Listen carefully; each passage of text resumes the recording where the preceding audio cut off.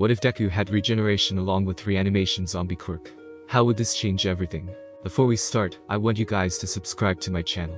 Hit the like button, and also share this video with your friends. It will really mean a lot to me. You can also check other what ifs in the channel. The like aim for this video is 100. Your support keeps me motivated to bring more intriguing what ifs for you guys. Now let's begin. The sinister aftermath. Nezu, the cute dog mouse bear animal with a quirk that made him more intelligent than 99% of humans, looked back at the reflection that stared up at him from its mug of coffee. Sitting before the quirked animal while he sat at his desk were the pro heroes Eraserhead and All Might, one looking beyond tired to the bone and the other in his civilian form. Both men were currently teachers at his school, and both currently wore the looks of guilty children who knew they were about to be scolded. As well they should. Their mistakes had ended up being nothing if not severe. Nezu, having been principal of the prestigious hero academy known far and wide as UA for many years now, knew officially something must be done promptly to prevent a massive loss of said prestige. However, the quirked animal couldn't help but feel his duty should have resided more in helping his students, not his institution. So what happened? Nezu asked, taking a sip of his coffee. He knew the general progression of events of course, but a more in-depth report, not to mention important context, of what had led to their near tragedy, could only be beneficial. Toshinori raised his hand faster than Aizawa could begin his explanation. I made a judgment call, and it turned out to be wrong in the worst way, the skeletal man confessed. I thought if the boys were allowed to battle, they'd work out their differences in the end. Aizawa glared at the symbol of peace as he took all of the blame, and attempted to shoulder complete responsibility for the event. The gruff teacher was beyond angry, feeling no pity for the pro-hero's currently decrepit form. It was his belief that even as a freshly minted teacher, the man should have seen something like this coming. It was part of their job after all. And why did you think your method could work? Nezu asked, his cutesy voice doing nothing to take away from the principal's obvious seriousness. The quirked animal's form almost visibly used aggravation and irritation. When I was a student, rivalries needed periodic confrontations to, vent frustrations at differences in rank or grades. Toshinori fumbled to explain. I thought this was just one of those cases. Aizawa facepalmed at the top pro-hero's words, catching Nezu's sharp eye. Something you'd like to share, Shota-kun? The principal's words, while phrased as a question, were nonetheless tantamount to an order for the underground hero to speak. Aizawa didn't need further prompting. For future reference, I wanted to be absolutely clear that this wasn't a simple case of rivalry. The gruff teacher opened. There was no competition at all. Instead, it appears Midori regularly resisted acts of bullying and violence at the hands of Bakugo, as far back as their early education.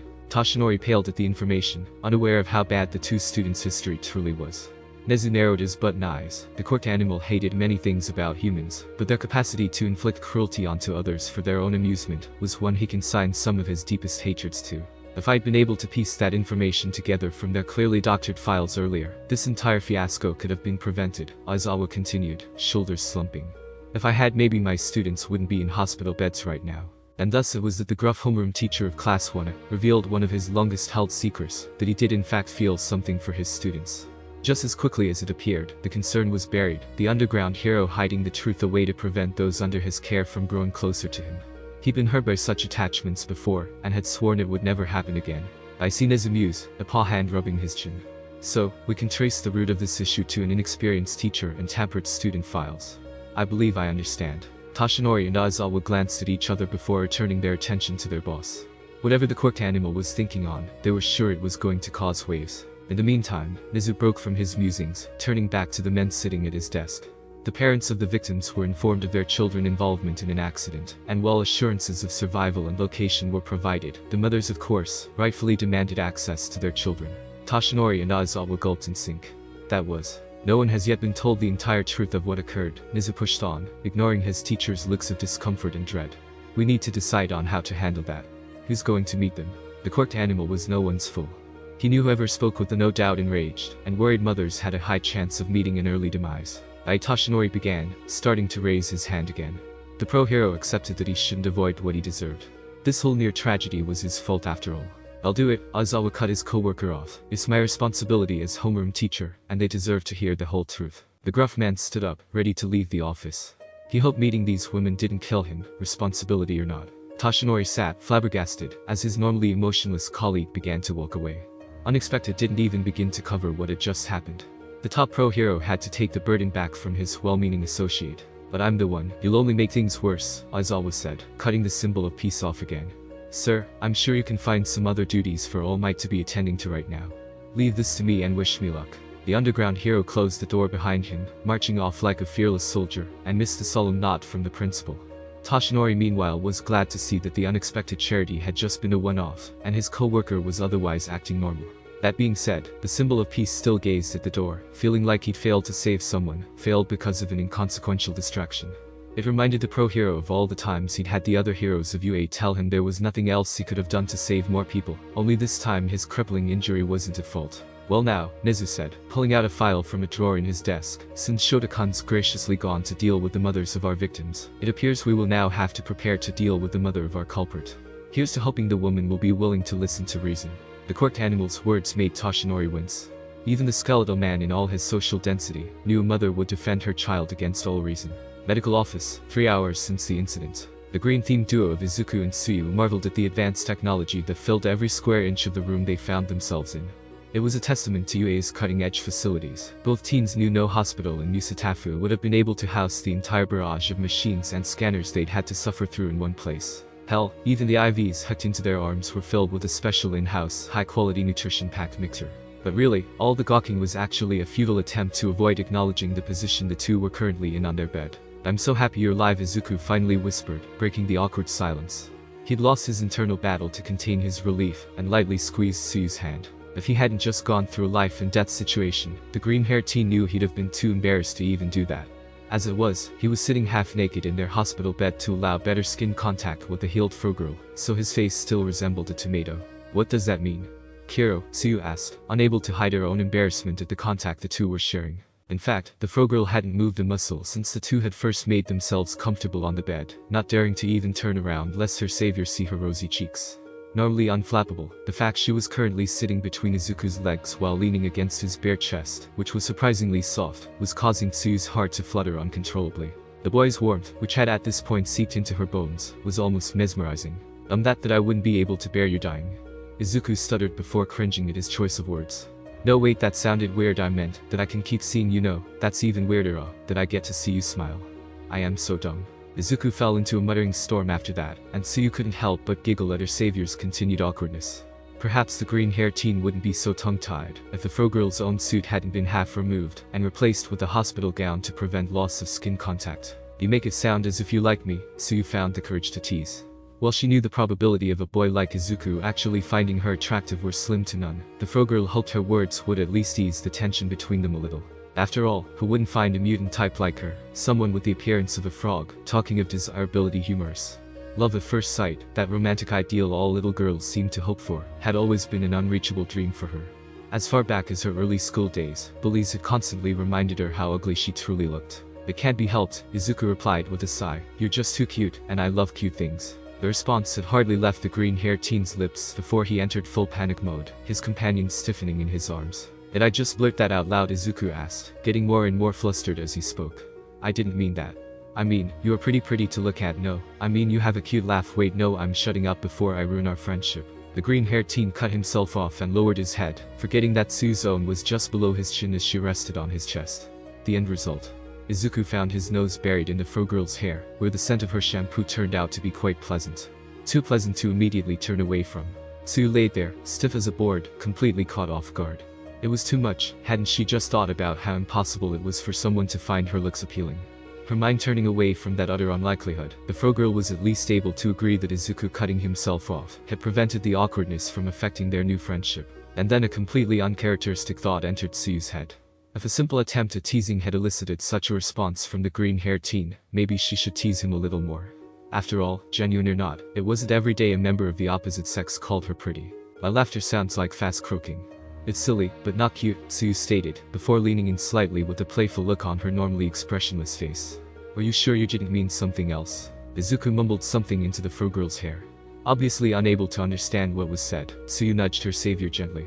The green-haired boy got the message though, and leaned back with a sigh of his own. "It sounded cute to me," Izuku said, flooring the girl in his arms. Tsuyu found herself forced to reconsider her earlier thoughts. Maybe there was a little ray of hope for someone like her after all. But even so, it wasn't worth the risk of such a new friendship that had just started. Amte's sudden and unexpected groan sounded an odd mix of playful and accusatory, earning a small leap from Tsuyu, and a raised eyebrow from Izuku. It had come to no one's surprise that, after Izuku had passed out and been taken to Recovery Girl, the zombie girl had followed her master. and since his arrival she'd refused to budge even an inch from his side, going so far as to cling to the green-haired teen's left arm. Once Suyu had noticed this, and that it left the poor boy with only one arm to hold her, the fro girl had briefly entertained the idea that Tae was jealous. Really? Izuku asked, skeptical of the information his first partner had just related. In spite of that, he could feel heat rushing to his cheeks once more, an elated feeling budding at the prospect of it being accurate. That's not true. Suyu almost yelled, I'm not blushing. The fro girl felt an ungodly amount of heat flooding her cheeks, more than she'd ever felt in her life. She also felt the stirrings of agitation. She thought herself safe, her savior unable to see her face in their current position. But no, that just had to be ruined by a zombie girl who apparently loved to report everything. And then Suyu realized what had just happened. Tae had groaned and she'd, I just understood her. Kiro. Suyu croaked in alarm, unable to decide if that was a good thing or not. It definitely wasn't normal though. Izuku smiled hesitantly, unsure if the fro girl was playing along, or if she'd really been able to make sense of Tae's language. Really? The green-haired teen asked. It might have been an unknown effect of his quirk. He hadn't ever used it on a living person before. Unfortunately, before Tsuyu had a chance to respond, Tae groaned again. This time, there was a recognizable questioning tinge to the sound. Of course I think you're cute too, Izuku replied with a smile for the zombie girl, who returned to nuzzling his arm. Don't be silly Tae-chan. And that is how the three remained for a long while, content in their current positions. Outside Recovery Girl's nurse's office. For the past hour, Inko Midoriya and Beru Asui had been in a meeting with Shota Aizawa, who'd spoken with them alone after they'd arrived. The mothers had been frantic after receiving notice that their respective children had been grievously injured during a training exercise, and had unloaded their emotional fury without mercy. The gruff pro-hero had then been subjected to maternal yelling, death threats, a declaration of intent to sue, and even the destruction of his favorite desk. They'd known the Midoriya matriarch's Quirk could lift something so heavy. All things considered, Aizawa had still believed himself extremely lucky. Things had gone far better than he'd expected at that point. I want to reiterate that both students are, as of now, stable, conscious, and fully capable of communication, Aizawa had repeated in vain attempts to put the two mothers at ease. Although, I will be the first to admit that this is in no way thanks to our own efforts. That last bit always earned the tired man penetrating glares from the women. I want you to take us to our children. Inko had eventually yelled out. My poor baby must be starving. The homely woman had been well aware of her son's limitations, and the backlash such quick and large-scale regeneration would have caused him. She brought with her a large bag packed with all manner of food and snacks for just that reason. But her efforts to see her baby had been met with little success until her last outburst. The green-haired woman's usually pleasant features might have spoken of a perpetual kindness, but the constant squeal of metal being bent and wood snapping told a much different story. An enormous fury long ago boxed away had been unearthed in the Midoriya matriarch. That her supposedly weak quirk had been oddly spiking in power since she'd received her call from Yue, was something the mother hadn't the time or inclination to capitalize on at the moment. Your son seems more heroic to me than the teachers at this academy, Beru had said in response to her fellow mother's demand. I would like to properly reward the boy for his effort to keep my precious daughter safe. Once they're recovered, let the Asui family treat you both to a proper reward, Kiro.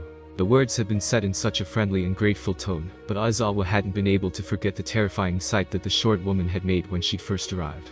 Thankfully, the pro-hero had made sure to step carefully from the beginning, acknowledging that these women were dangerous. One seemed to possess latent powers she'd been unaware of, and the other held a position in society that could easily spell trouble for the academy. Only a full-cross Beru Asui after all.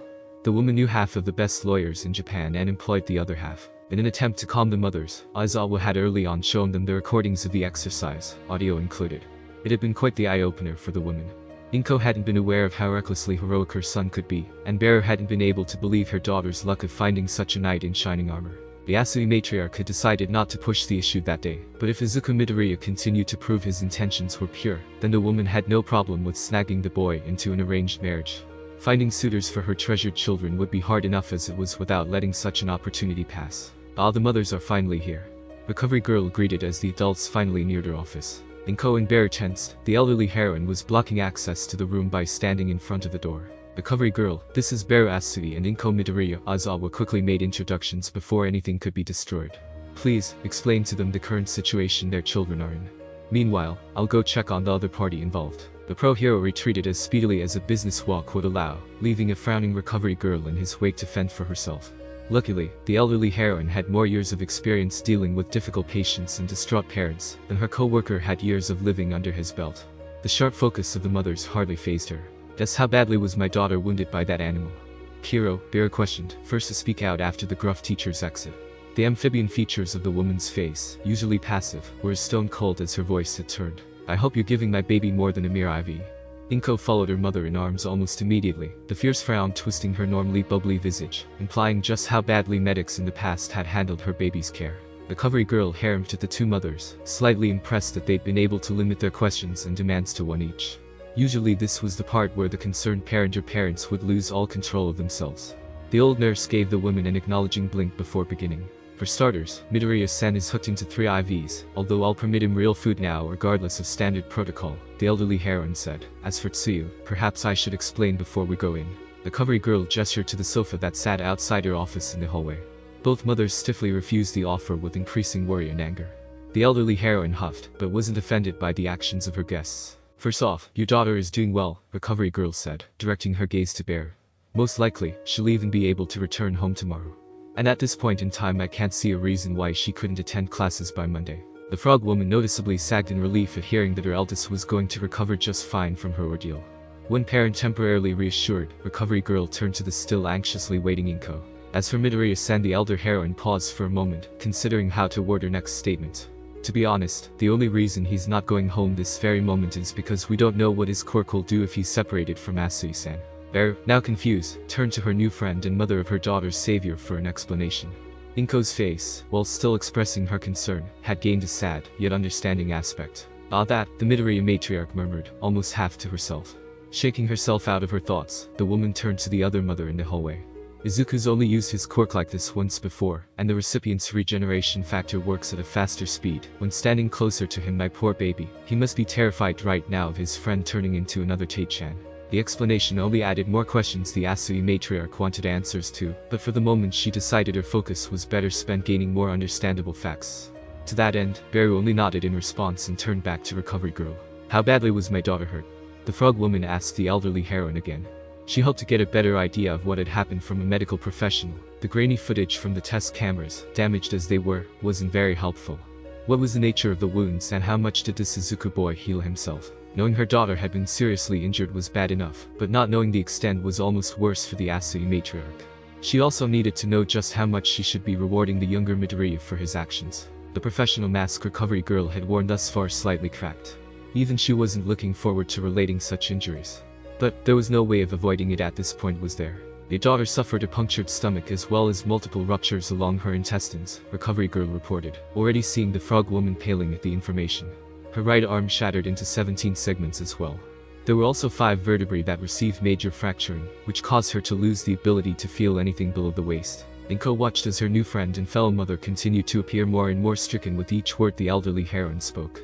The homely woman felt bad that she couldn't stand in solidarity with the frog woman, but her knowledge of injuries stopped at they barely affected her son. On top of those internal injuries, Asui-san experienced massive blood loss, and the beginning stages of septic shock, brought on by the toxins in her stomach, seeping out and contaminating the surrounding organs, recovery girl continued, regardless of the fact half her audience had frozen stiffer than a statue at her words. As much as it shames me to admit it, Asui-san, the only reason your daughter survived was Midoriya's quick action. Bear had long since passed mortified and was well into numb shock. What had just been described to her was no mere accidental quirk use-related trauma, brought on by a moment of emotional distress. The sheer scope of the injuries painted the culprit as one who was worse than a rabid animal. The Asui matriarch's eyes slid to the door the 3 women had been standing in front of. She feared what state she'd find her treasured daughter in when she went inside. This information was documented 3 hours ago. Recovery girl broke Beru from her thoughts, but as of now Asui-san only has a scar on her abdomen, hairline fractures along the bones in her arm, and no discernible signs of internal hemorrhaging.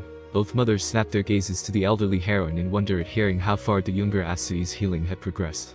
The incident hadn't even occurred that long ago. Unfortunately, her stomach is a different story. Recovery girl was quick to burst the 2 women's bubbles, never one to sugarcoat a situation. It's the only injury that hasn't properly healed yet. Although, considering how effective Midoriya's quirk seems to be, something might change overnight, I suppose. Inko frowned at the news that her son's quirk hadn't fully regenerated every wound the 2 teens had sustained already. That could only mean one thing. That's much slower than Taichan's, the Midoriya matriarch stated, drawing attention to herself. The homely mother's eyes widened. That means my baby's been starving since even before he had to help your daughter Asui-san. Left unspoken was the fact that this made sense to the elderly heroine. She'd long since recorded the phenomena of the regeneration factor speeding up when Midoriya was hooked up to his IVs. Recovery girl refused to risk angering the plump mother before her, as she really wanted to recruit her son for experimentation. A quirk like his was turning out to be ridiculously strong. Now, I'm about to let you both in, but before I do I need you to understand something, Recovery girl spoke, a silent warning clear to the now confused mothers. Since we don't know how Midoriya's quirk would react to separation, I've kept the two in constant contact. Close contact. The two women weren't sure what that meant, but surely it wasn't something to be too concerned about. How close? Kiro, Bear asked while Inko thought over what could possibly be wrong. They're sharing the bed. Recover girl deadpanned at the exact moment she opened the door, having decided to come clean and rip the band-aid off as it were. Both mothers peeked into the room, curious to see how close their children had been for hours now. Kiro. The single croak from Bear was enough to catch the attention of the two teens on the bed, both immediately blushing at being seen so close to each other as in atop one another. Oh my. Inko gasped, though secretly the homely mother smiled internally. Seeing her darling boy be so daring as to hold a cute girl close to his bare chest was heartening for the oft-worried mother. Hesitantly, Izuku looked up from where his face had been buried in Sue's hair. The green-haired teen fully expected to see the Asui matriarch going ballistic at the scene she'd walked into. I'm in trouble, aren't I? Izuku asked, worried voice tiny. However, even as anxious as he was, the hero in training never allowed his grip on Sue to waver. In fact, the green-haired teen's hug on the Frogirl only tightened, preventing any possibility of mishaps. Before any of the living occupants of the room could answer, the single undead present decided to put in her own 2 yen. Ah. Tae groaned loudly, letting go of Izuku's arm. The zombie girl lurched forward, standing between her master and the now startled mothers. Kiro. Bear croaked again, this time in obvious fright as she jumped and hid behind Inko. The frog woman hadn't expected her first encounter with a zombie to happen like this. As quickly as Tae had moved, and Bear reacted, Inko took command of the situation. The holy mother calmly stepped forward and bopped the zombie girl on the head. Oh hush now, Tae. Inko said with a half smile, you're going to scare Bear-san. She doesn't know you yet, and that behavior is uncalled for. Now, would you please get us some chairs? Izuku won't be able to feed you until I've fed him. To the shock and surprise of the Asui matriarch, and the observing recovered girl, the zombie girl only gave a huff at the request before slowly leaving the room. In Principal Nezu's office, Mitsuki Bakugo sat, speechless at what she just witnessed. Before her very eyes she'd watched recorded video plainly show her son, acting like a deranged psychopath, unleash utter destruction on his classmates. In the moments before the devastation, Katsuki's eyes had been wild with bloodlust, and after, when the massive and lethal attack had been carried out, manic pleasure. All Might's prior announcement of the exercise's completion had not only been clear even in the recording, but her son's reaction left no doubt he'd heard it. The fact that he then still decided to carry on with his assault was undeniable. Defending Katsuki was effectively impossible, and to the Ashen mother, even damage control seemed to be a losing battle. So how are the victims? Mitsuki asked, hating to use the word, but knowing any attempt to downplay her son's actions would likely result in harsher punishment. Are the affected students doing okay? The Ashen mother didn't try to kid herself, she knew there was little hope in this situation, the hammer was soon to fall. Glancing at her son, now clad in heavy arm, hand, and wrist restraints to prevent use of his quirk, her fears were anything but put at ease. The explosive blonde even had weighted chains locked to his legs to prevent him from fleeing. Young Midoriya appeared to have taken the worst of the attack, but he's perfectly fine now, All Might answered, that is, sans the constant complaints about his hunger. The news gave the troubled woman a small feeling of respite. The Shen blonde sat back, a weak smile on her face. Thank goodness, Mitsuki cheered the small victory. I'm so glad Ko-chan's boy is alright. The Shen mother felt a flicker of hope. Surely, at the very least, her best friend would be willing to forgive her and her son. She'd done it so many times before. Out of the corner of her eye, Mitsuki saw her son bite his lip hard, a clear sign he was forcing himself to keep quiet. She highly doubted he wanted to apologize. As for young Iida, he suffered slightly less mortal wounds, Nezu picked up. The court animal's chosen words did their job, reminding the Bakugo woman with a start that just because Izuku Midoriya had already healed, didn't mean he hadn't been grievously injured. He was taken to his family's private hospital of choice for treatment of a concussion and dislocated shoulder. Mitsuki sighed in relief again. Injuries like that, while their circumstance was dire, wouldn't see her son in prison. Tensei Iida, the Iida family's current public face and de facto head of house, has made it very clear he intends for you to pay all medical fees, Nezu continued, forcing down a vindictive smirk at the now dread-filled eyes of the elder Bakugo. He decided to hammer in another nail. He has also stated he will side with the Asui family, should they decide to pursue legal action. The worst-case scenario hit Mitsuki like the horrible nightmare it was. Katsuki's eyes widening at the news only worked to confirm her fears. Suddenly the chains on her son seemed like they'd never be removed. I understand, the Ashen mother whispered half-heartedly. Surely there had to be anything that could lessen the troubles pelling upon her family. As if to prove how erroneous her wishful thinking was to be, Nezu passed Mitsuki a manila folder. Before she even opened it, a knot formed in her stomach. Whatever was bad enough the principal of UA would rather it be read than spoken surely wasn't good news. Speaking of the essay was all Nezu said. Mitsuki opened the folder, and immediately wished she hadn't. Inside was a detailed list of all of the injuries her son's classmate had suffered, as reported directly after the event. Each was worse than the last, and whatever quivering hope the Ashen mother had held vanished. Now she only saw a future of darkness, not only for her son, but for her entire family. Fortunately, Midoriya-san managed to successfully utilize his quirk while the two were trapped by debris. Nezu broke Mitsuki's dismal thoughts, allowing the woman more time before her world came crashing down. She will not only survive, but may even make a full recovery. Nezu raised a paw hand before the hopeful look on the blonde mother's face could return to more than a flicker. This doesn't mean that your son's actions will be forgiven or forgotten, the court animal said forcefully. Psychological damage has yet to be determined for any of the three, and that's not even mentioning the Asui family's absolute right to press criminal charges. Seeing his point had been made when Mitsuki's shoulders slumped, Nezu took a breath. And then there's the fact that our own rules will fully apply here, the principal revealed. That means for all intents and purposes, Katsuki Bakugo will be expelled from UA forthwith, as soon as the appropriate authorities have concluded their investigation of the scene and processed all available evidence. The blonde mother felt conflicted. On one hand, she was incredibly thankful for the cinnamon roll her best friend called a son. On the other, it was devastating to hear her own son's dream had just been ended so completely. At least there was the faintest of hopes that her family could survive the ordeal now, and maybe something could still be done for Katsuki. Is there a way please reconsider? Mitsuki choked out in a broken voice. It might be too much to ask, but a second chance could. Katsuki watched as, for the first time in his life, his proud and strong barbarian of a mother was reduced to a weak pleading mouse. It didn't sit well with the explosive blonde, and if he'd been able to, he'd have cursed up a storm to get the hag back to her normal self. This wasn't her, she never begged. What the hell? Mitsuki swallowed her ego, venturing to ask for her son to have a chance he didn't deserve. For all the faults between them, she did love him. Unfortunately for the Ashen mother, her appeal came at the exact moment a rather gruff-looking man entered the office. No, Aizawa bit out, an unusual amount of emotion in his rough voice. And if it were up to me, your spawn would be thrown into Tartarus for the rest of his life, age be damned. The harsh statement received mixed reactions around the room. Nezu only sighed at his prickly teacher's words, though he knew the underground hero's history, and why he would say such a thing. Mitsuki paled at the mere mention of her son being locked away in the world's worst official criminal cesspool. Bakugo silently fumed, itching to blow something up. And all might. Aizawa-kun, isn't that taking things a bit too far? The symbol of peace asked, trying to calm the sudden tension that had gripped the room.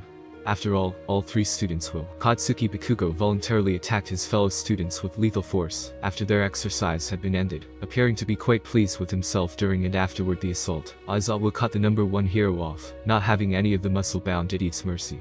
He did this either fully aware of the consequences, or while unable to think rationally about them. Either way, this means that the only alternative I see is to have him committed to a psychiatric institution. The underground hero's harsh evaluation caused both Bakugos to wince. Be that as it may, Nezu interrupted his disputing teachers. As the principal of this prestigious academy, I've decided to allow a single chance for this student of ours that's fallen from the heroic path. He'll take it.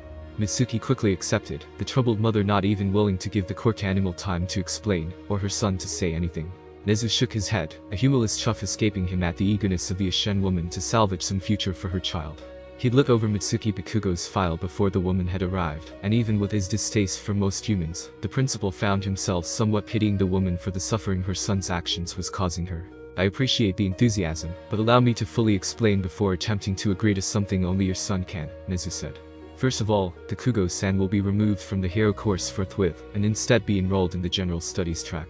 Concurrently, any use of his quirk, under any circumstance, will be completely restricted until he passes a battery of evaluations from our own psychiatrists. After that, he will be placed under provisory surveillance until such a time that he has earned the right to return to the path of heroes. And do keep in mind, this is only in addition to any and all punishments the authorities decide. He did cause potentially lethal damage to 3 of our students after all. As the quirk animal explained his terms, Katsuki felt his ever-present rage flare to life. The explosive blonde was more than ready to call bullshit on this whole farce, and demand a return to his rightful place. That is, until he saw the absolutely terrifying glare the hag was directing at him. In the face of that supreme power, Katsuki was forced to bow his head and accept any and all terms that came with the deal. He accepts, Mitsuki repeated, placing a heavy hand on her son's non-responsive shoulder. The brooding blonde gave a forced nod. Nezu clapped his paw hands together, expecting nothing less from what he knew of the 2 Ashen blondes before him. Excellent. Now, all we have left is to wait for the mothers of your son's victims, the court animal revealed. They more than deserve to have their say in all this. And of course, should they choose to press charges, we won't be able to do much with Bakugo-san. We can't have a student in the hero course that's been convicted of such violent crimes. We'd be pushing it with the restriction order as it is. Mitsuki froze, despair washing over the Ashen mother once again at the revelation. Aizawa just snorted at the principal's last-minute disclosure. Back at the nurse office, Asui watched silently as her fellow mother interacted with the two teenagers on the hospital bed. It was easy to notice the closeness of the Midoriya family. Their warm actions spoke of much love and support. The frog woman was surprised at how protective the young green-haired boy was, even after only being friends with her daughter for less than a day. When Suyu had told her about a classmate that could control zombies, Bear hadn't known what to expect. The cinnamon roll that was holding her daughter so fiercely had definitely not been in her ballpark though. The most unexpected detail of the scene, however, was how happy her precious daughter looked. "Here, this is the last one I had time to make," Inko said as she handed Izuku his fourth burger in a row. The green-haired teen wolfed the home-cooked meal down like he'd been starving for days. "Tomorrow I'll cook up something more filling when you get home." Suyu giggled at the display of her savior chang down so heartily. That was another thing Bear hadn't expected to come out of today, hearing a sound she hadn't heard in months. Inko had warned the frog woman that Izuku's regeneration was limited by the amount of nutrients he had in his body, and if the recording of the exercise was anything to go by, the boy had to have been extremely weak when he'd gone and saved her daughter, just like her mother in arms had said earlier. Taking such a potentially life-threatening risk, for the sake of just a friend, it was incredible to think about. Ate groaned while holding up a bottle of water toward Izuku. The zombie girl obviously was trying to help her master, but showed no hostility towards Suyu when she was the one that took the offering from her hands. Bear had originally been fascinated by the reanimated corpse, because if she hadn't known better, with its obedient demeanor and lifelike appearance, the frog woman would have easily believed Tay was only a girl with Down syndrome. The zombie girl's existence was also troubling, as the mother had quickly noticed the change to her daughter's eyes. "So what happened to this girl could still happen to my daughter?" Bear finally asked, hating to put such a stressful question out there. But as a mother she needed to know. It was Izuku who answered, looking equally as distraught as he did relieved. "I don't think so, ma'am. When I failed to save Tay, she'd already died before my Quirk could repair any of the damage," the green-haired teen explained. "And she didn't seem to want to survive. Su-chan though, she fought for her life while I gave her my blood. Since she's herself now, I can't imagine her turning into a mindless zombie. She's also very much alive." The hero in training did his best to convey his thoughts, not failing to notice Suyu leaning into him a little more as he did so. Unfortunately, that same observational prowess missed the frog girl's mother staring intently at her daughter's action. "And her red eyes?" Bear asked, more out of curiosity than worry. A simple change of eye color was a lot easier to accept than her daughter suffering crippling wounds or death. The frog woman was also careful to keep a piece of her intuition to herself. The zombie girl wasn't as mindless as others believed her to be. She was an office worker, and she had faith in her ability to spot a mindless drone or a brain-dead person. Previously sitting at her desk, watching the scene unfold, Recovery Girl took the opportunity to reintroduce herself into the conversation. "I can answer that," the elderly heroine announced, drawing the attention of everyone present. Midoriya-san's blood is actually made of cells that appear to be almost sentient. They can form symbiotic relationships with organic structures they come into contact with, and since the eyes are connected to the brain, it appears the cells recognize the entire ophthalmic apparatus as an invaluable resource against external threats. Therefore, portions of the Quirk blood relocated to the Asui-san's optic organs and related nerves, to ensure a redundant communication network with the brain and the rest of the cells. Seeing she'd lost most of her audience, Recover Girl chuckled and waved a gloved hand, getting to the point. Once Midoriya-san's blood is purged from Asui-san's system, her eyes should return to their normal color. If the elderly heroine happened to forget to relate some of the other potential she discovered with the green-haired boy's Quirk, well, she was old after all. "Oh my. I knew there was a better explanation to it than your blood just repaired stuff." Inko's cheerful voice broke the relieved silence that followed Recovery Girl's words. The homely mother found great delight in the news, seeing a much brighter future for her son. Of course, she'd never suggest getting rid of Tay.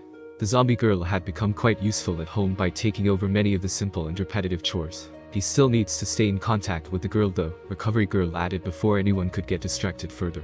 At this point in time, there's no way to predict how his Quirk will act without proper direction, or in this case, direct and active concern in regards to keeping Asui-san intact as a person. Regardless, if her healing continues at its current progression, her wounds will be completely gone by tomorrow. I advise waiting to test separating them until then. The elder heroine was expecting her words to garner a few reactions, not the least of which was an angry Asui matriarch upset about her daughter participating in such a lengthy skinship session with basically a stranger. She was surprised, therefore, to find the frog woman's expression much more understanding than she'd foreseen. "I understand," Bear said, accepting the news as graciously as possible. "Inko-chan, your son has a truly marvelous Quirk, both powerful and miraculous. I'm grateful for his existence, because without him no one would have been able to save my treasured daughter. Please allow me to treat you both to lunch tomorrow, as I have a feeling Izuku here will still be hungry, Kiro. You're too kind, Bear-chan. We gladly take you up on your offer, Inko said cheerfully, glad her new friend accepted her son so readily. I think it'd be a great time to reintroduce ourselves, as I'm sure our children have a lot to tell us. The homely woman schoolgirl-like giggling worried the two teenagers, who could only watch as their mothers plodded away. Now, well, I'm sure that you're both beyond reassured about the well-being of your children. Recovery girl trailed off as she gently guided the two mothers to the door. If you would please head to the principal's office, there are some legal matters that need your attention. Acquiescing to the elderly heroine's direction, Beru and Inko allowed themselves to be led from the room, neither mother even thinking to leave a warning about good behavior. Both were either confident that they'd raised their child with manners, or didn't mind any misbehavior that could occur. Now alone again, Tsuyu and Izuku returned to their previous position, the fro girl tucked as tightly as possible onto the green-haired teen's arms. I think mother likes you, Tsuyu eventually said after a minute of silence, earning a chuckle from her savior. I would certainly hope so, Izuku replied, smiling down at the girl in his arms. I don't think I'd survive being told to stop being your friend. The words caused a warmth to travel through the fro girl, and Izuku unconsciously tightening the arm he had around her stomach didn't help. Tsuyu felt herself blush. Aizawa, what happens if we need to stay like this to prevent me from going to? Tsuyu asked, suddenly rising a concerning possibility. So far, it had been a dream come true for the fro girl to be treated like a normal person for so long, to not hear any remarks about her amphibious appearance, to not feel rejected for her looks. But even so, this had been a controlled environment until now, and once the true extent of her savior's quirk came to light, Tsuyu knew without a doubt there'd be other girls who saw Izuku as attractive. She feared becoming a burden to her savior as she had to stay close to him at all times, especially if he had other prettier girls clamoring for his attention. Tsu-chan, if that happens, then I'd gladly stay by your side for the rest of my life, Izuku replied, resting his chin on the fro girl's shoulder. The innocent action caused Tsuyu's heart to skip a beat. Said heart was forced by some internal power to return to its proper tempo. Do you really mean that? Tsuyu asked, ready to kiss her savior's cheek. She was so full of thanks. In fact, she moved to do just that. Yes, I do, Izuku reaffirmed, raising his head back up to get a good look at the girl in his arms. He wanted to show her how confident he felt about his actions. Then the green duo felt their noses collide. Their eyes met. Time stopped, and the world fell away for the teenagers as they realized how close their faces were. Their lips had opened due to synchronized gasps of surprise, and warm breath ghosted across their respective cheeks. Izuku couldn't move, his hormones waging a rebellion inside. He craved to lower his face that final half-inch, but his strong morals kept him from succumbing. The green-haired teen knew this instant had just been an accident. Tsuyu felt oddly warm all over, and her heartbeat sang to her a sweet song of tilting her head back, just that final half-inch. She should close the distance, seal the gap, and claim her savior before any other girl had the chance. It was completely irrational, and probably a result of the so-called suspended bridge effect, but the fro girl felt her body begin to move anyway. And really, she didn't feel like stopping it. Midoriya, my friend. I have recovered for you your withheld items. Our classmates Sugakure and Ashido proclaimed their intentions of returning as he sensed to her, Tokoyami announced dramatically as he entered the room. Have they fulfilled their vow yet? The raven-headed teen immediately froze upon seeing the position Izuku and Tsuyu were in, before looking away hastily out of respect. He ended up looking right at the aforementioned girls who'd already been in the room. Although they are Tokoyami deadpanned, staring with clear disapproval at Mina Ashido, who had her phone aimed at the pair in their bed. We didn't want to interrupt. Came Toru's shy voice, unused to being caught in situations like this. The invisible girl wished not for the first time that she'd taken her clothes off when she'd had the chance. Mina, meanwhile, giggled like a madwoman. That's right. This was getting really good. The pink-hued girl exclaimed. This is going to be a very popular vid, hey. The acid user was completely unprepared for her phone to be yanked from her hand by something incredibly fast and agile. Looking around, Mina found that Tsuyu had used her tongue to retrieve the device, only to pass it to Izuku. I'm deleting this, Izuku deadpanned, poking at the phone's touchscreen. He easily erased the video before going through the options and expunging everything from the last hour, just in case his pink-hued classmate had thought to take pictures too. Seeing her fun being snapped away, Mina made a mad dash to recover her phone. After only a step, a now angry-looking Tate tackled her to the ground. Tsuyu decided her best option was to cover her face, although that did nothing to hide her massive blush. Even with only knowing Mina as long as she had, the fro girl knew the acid user was the kind of person to relentlessly tease her about this incident in public.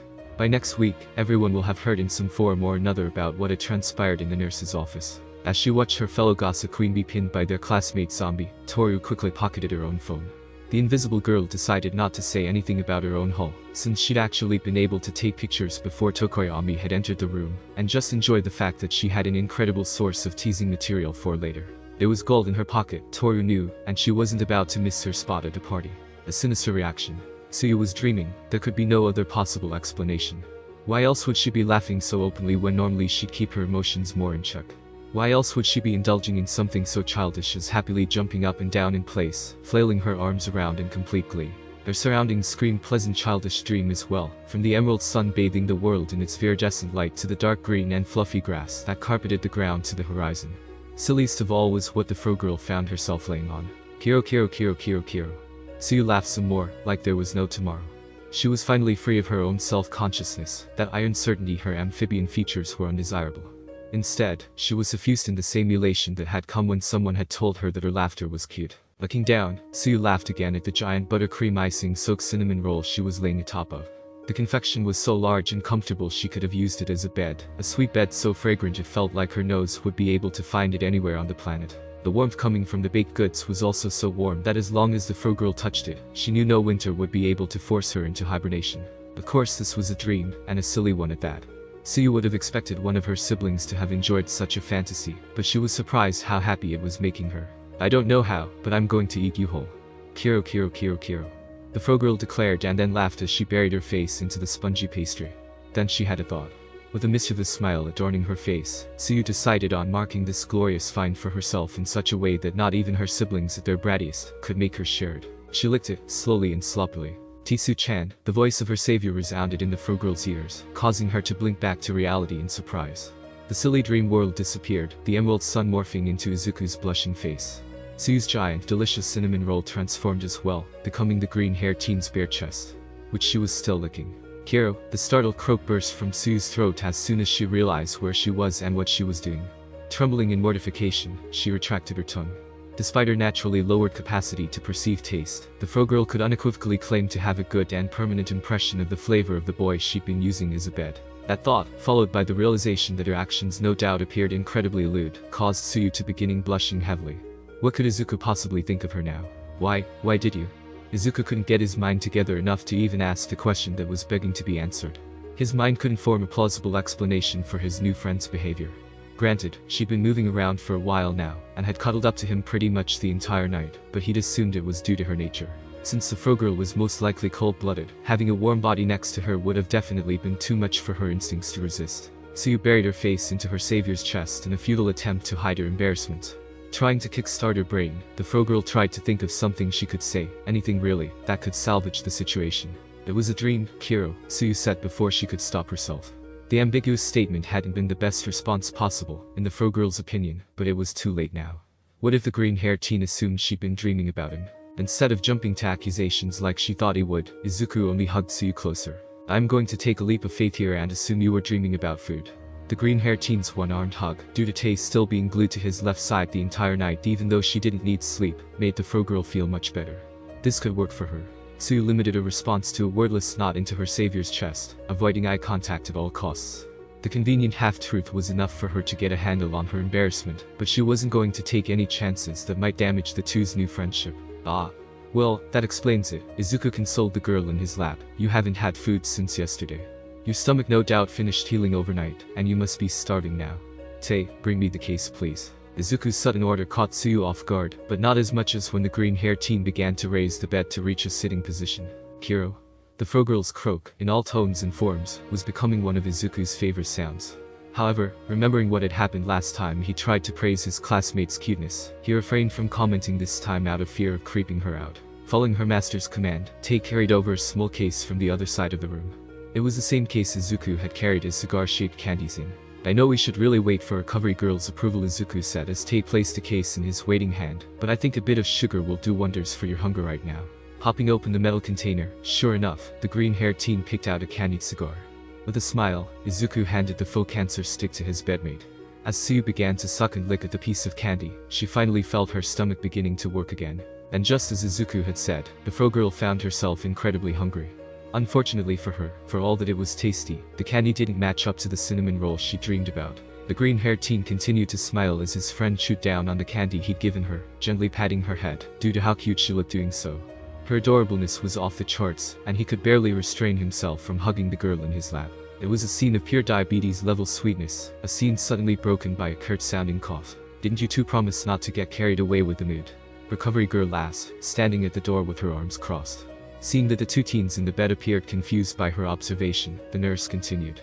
I could have turned a blind eye to walking in on you spooning like old lovers. But this youthful lotus position. A stern descriptor was enough for the teens to finally look down and notice how they'd been positioned. Somehow, Tsuyu had ended up straddling Izuku, happily leaning on his bare chest. Her hospital gown, nowhere in sight, had been lost overnight due to not being tied to leave her back exposed. The end result. The frogirl was left in only her sports bra and the lower half of her costume, tattered as it was. Coupled with Izuku's own bare torso, the image presented left for quite the lascivious impression. Faces simultaneously caught fire as both teens locked eyes.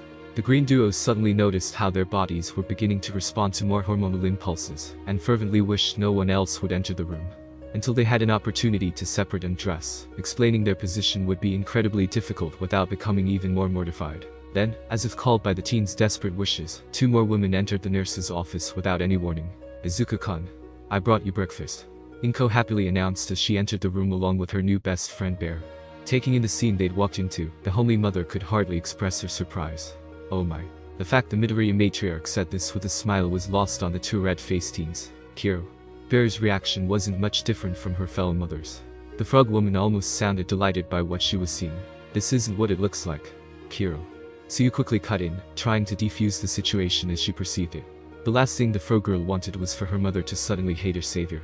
Or for the green-haired teen's mother to think she was some wickedly perverted girl. Izuku watched, absolutely confused, as both mothers winked at each other, while accepting Tsuyu's frantic words with matching smiles. The frogirl's word vomit was only ended when Recovery Girl returned and announced it was time for the final scan to be made. The elderly heroine repeatedly mentioned how it wasn't necessary for them to change positions. The examination lasted several minutes, as Recovery Girl checked in every way conceivable to make sure the regeneration had been a success. In the end, the elderly heroine found no worrisome signs, and gave the teens the green light to begin separating.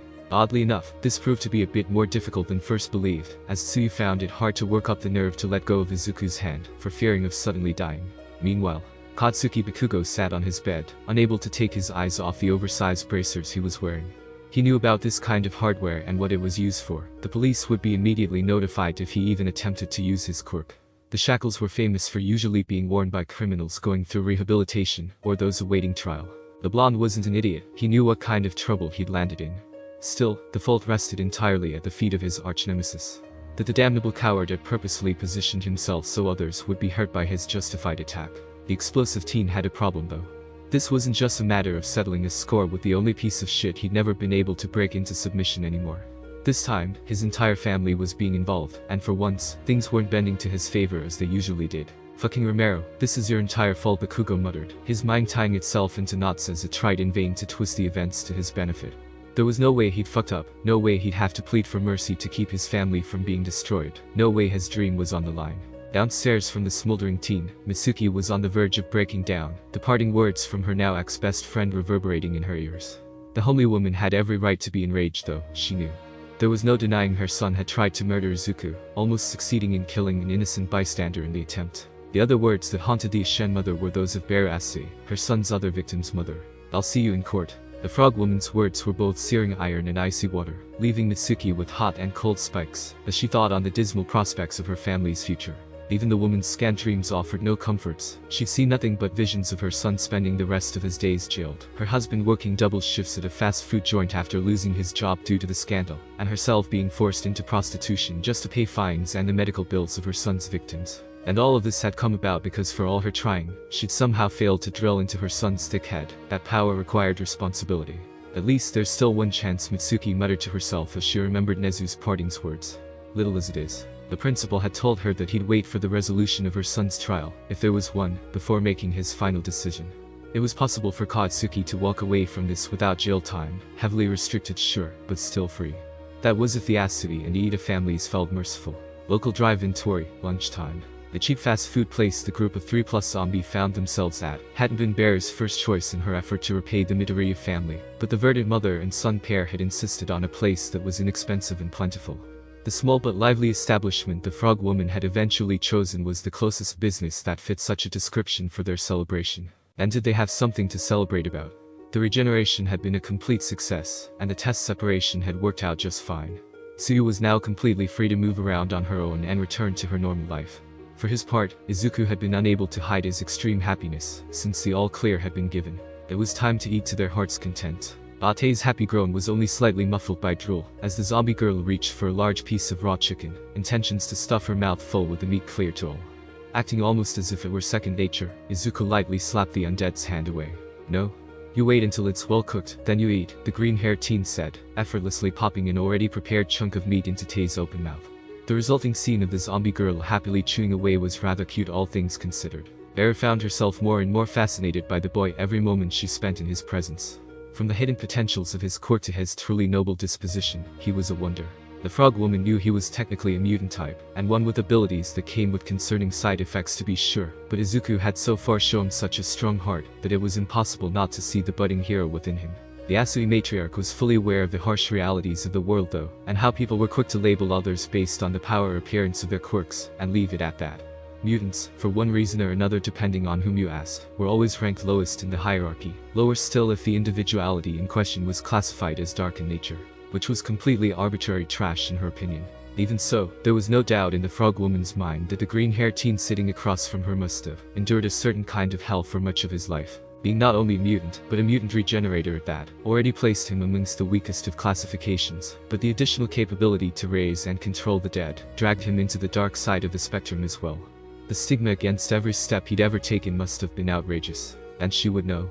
Bear prided herself in the fact that a large portion of her law firm's casework was in the pursuit of justice for those unfairly affected by society's bias against those born with weaker quirks. It disgusted her that there was a tendency or even willingness to overlook the faults of the strong and flashy, just because of what they could do, or the fame they might garner. What worried the Asui matriarch the most, however, was how Izuku Midoriya's situation would be changing soon. With the miraculous success that was her daughter's recovery, those who became interested in the cute cinnamon roll and his quirk would easily overlook his original placement in order to sink their claws into him. These days, everyone wanted a healing quirk in the family, no matter what. Which led her thoughts to the worst cases Bear had ever had to handle over the years, those regarding the as of yet unbanned practice of quirk breeding.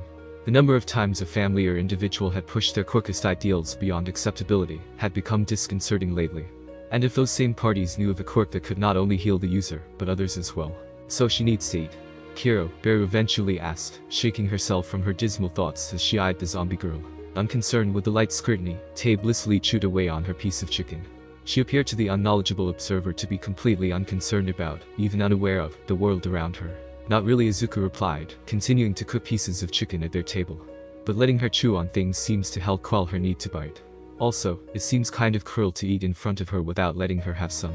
The green-haired teen's considerate words came on the heels of his ongoing effort to keep Sue's plate well supplied. In focusing on such a task, however, the hero in training had been completely missing the grins adorning the faces of the watching mother over the meal. So it's more like she wants to eat, but doesn't have to. Sue asked, mostly as a cover so she could have more time to wonder why she was enjoying the attention of her savior so much. Unlike the apparently oblivious green-haired teen, the fro-girl had noticed the smiles their mothers kept sharing. Her observational talent had been turned against her, however, as now she feared for an incredibly awkward moment that had to be brewing for the future. That's what I figure, Izuku answered after swallowing his own bite of food. It's a human instinct after all. Yesterday, you weren't able to stomach food, but that didn't stop you from wanting to eat something. By that logic, Tei probably has a desire to eat something every now and then. Siu blushed at the reminder of an embarrassing moment from early on in the hospital bed, when she'd unthinkingly asked for a snack, only to be immediately reminded by a recovery girl that her stomach still had a gaping hole in it. Sorry for making you all wait. Inko called out as she took her place at the group's table, returning the party to 4+ zombie. The staff was insistent that I sign a responsibility waiver to keep Tei inside. I don't understand why they're all so on edge around her, though she's never attacked anyone unprovoked before. Bear waved off her fellow mother's apology, instead silently gesturing with her eyes for Inko to take a look at their children. Both teens had somehow become trapped in a constant state of catching the other's eye, blushing, and then looking away, only to repeat the process. It was adorable. Don't worry about it, Inko-chan, Kiro. Bear welcomed the homely mother once she'd taken her fill of the scene. I should be the one apologizing. My husband very much wanted to personally thank your son as well, but couldn't get away today. The firm just had a large influx of new cases come in at the same time a number of our current ones were concluded, so as the chief legal accountant he's tied up getting everything sorted out. The Asui matriarch felt even more at ease with the Midoriya woman at that moment than she had the day before, both having kept in touch during their children's recoveries. As mothers, their worrying had kept them from sleeping, and having someone who knew exactly how they felt was a great relief. They chatted a little about everything, even getting into some incredibly personal matters. It had come as a surprise to Bear to discover that her new friend had become a widow only 5 years ago, though her husband had been away from the family's home due to work for much longer. Official documents showed that Hisashi Midoriya's death had been caused by a work-related accident, completely at the employer's fault. A generous life insurance policy, coupled with compensation provided by the company, had been enough for Inko to sustain a comfortable life as a lower-middle-class single mother. The real story, however, had turned out to be much more scandalous. Inko had been hesitant to share at first, but half a decade of bottled-up words and emotions had eventually come pouring out in the face of Bear's calm and understanding mannerisms. The homely woman had spoken of an affair with a younger woman, a murder, fake divorce and marriage certificates, and even an attempt to abscond with both the insurance money and compensation. It had been a wild tale to be sure, and one that Izuku was better off not knowing. The poor child's life was already hard enough without the extra burden of the truth of his father's fate weighing on his shoulders. I think it's kind of better this way, no offense.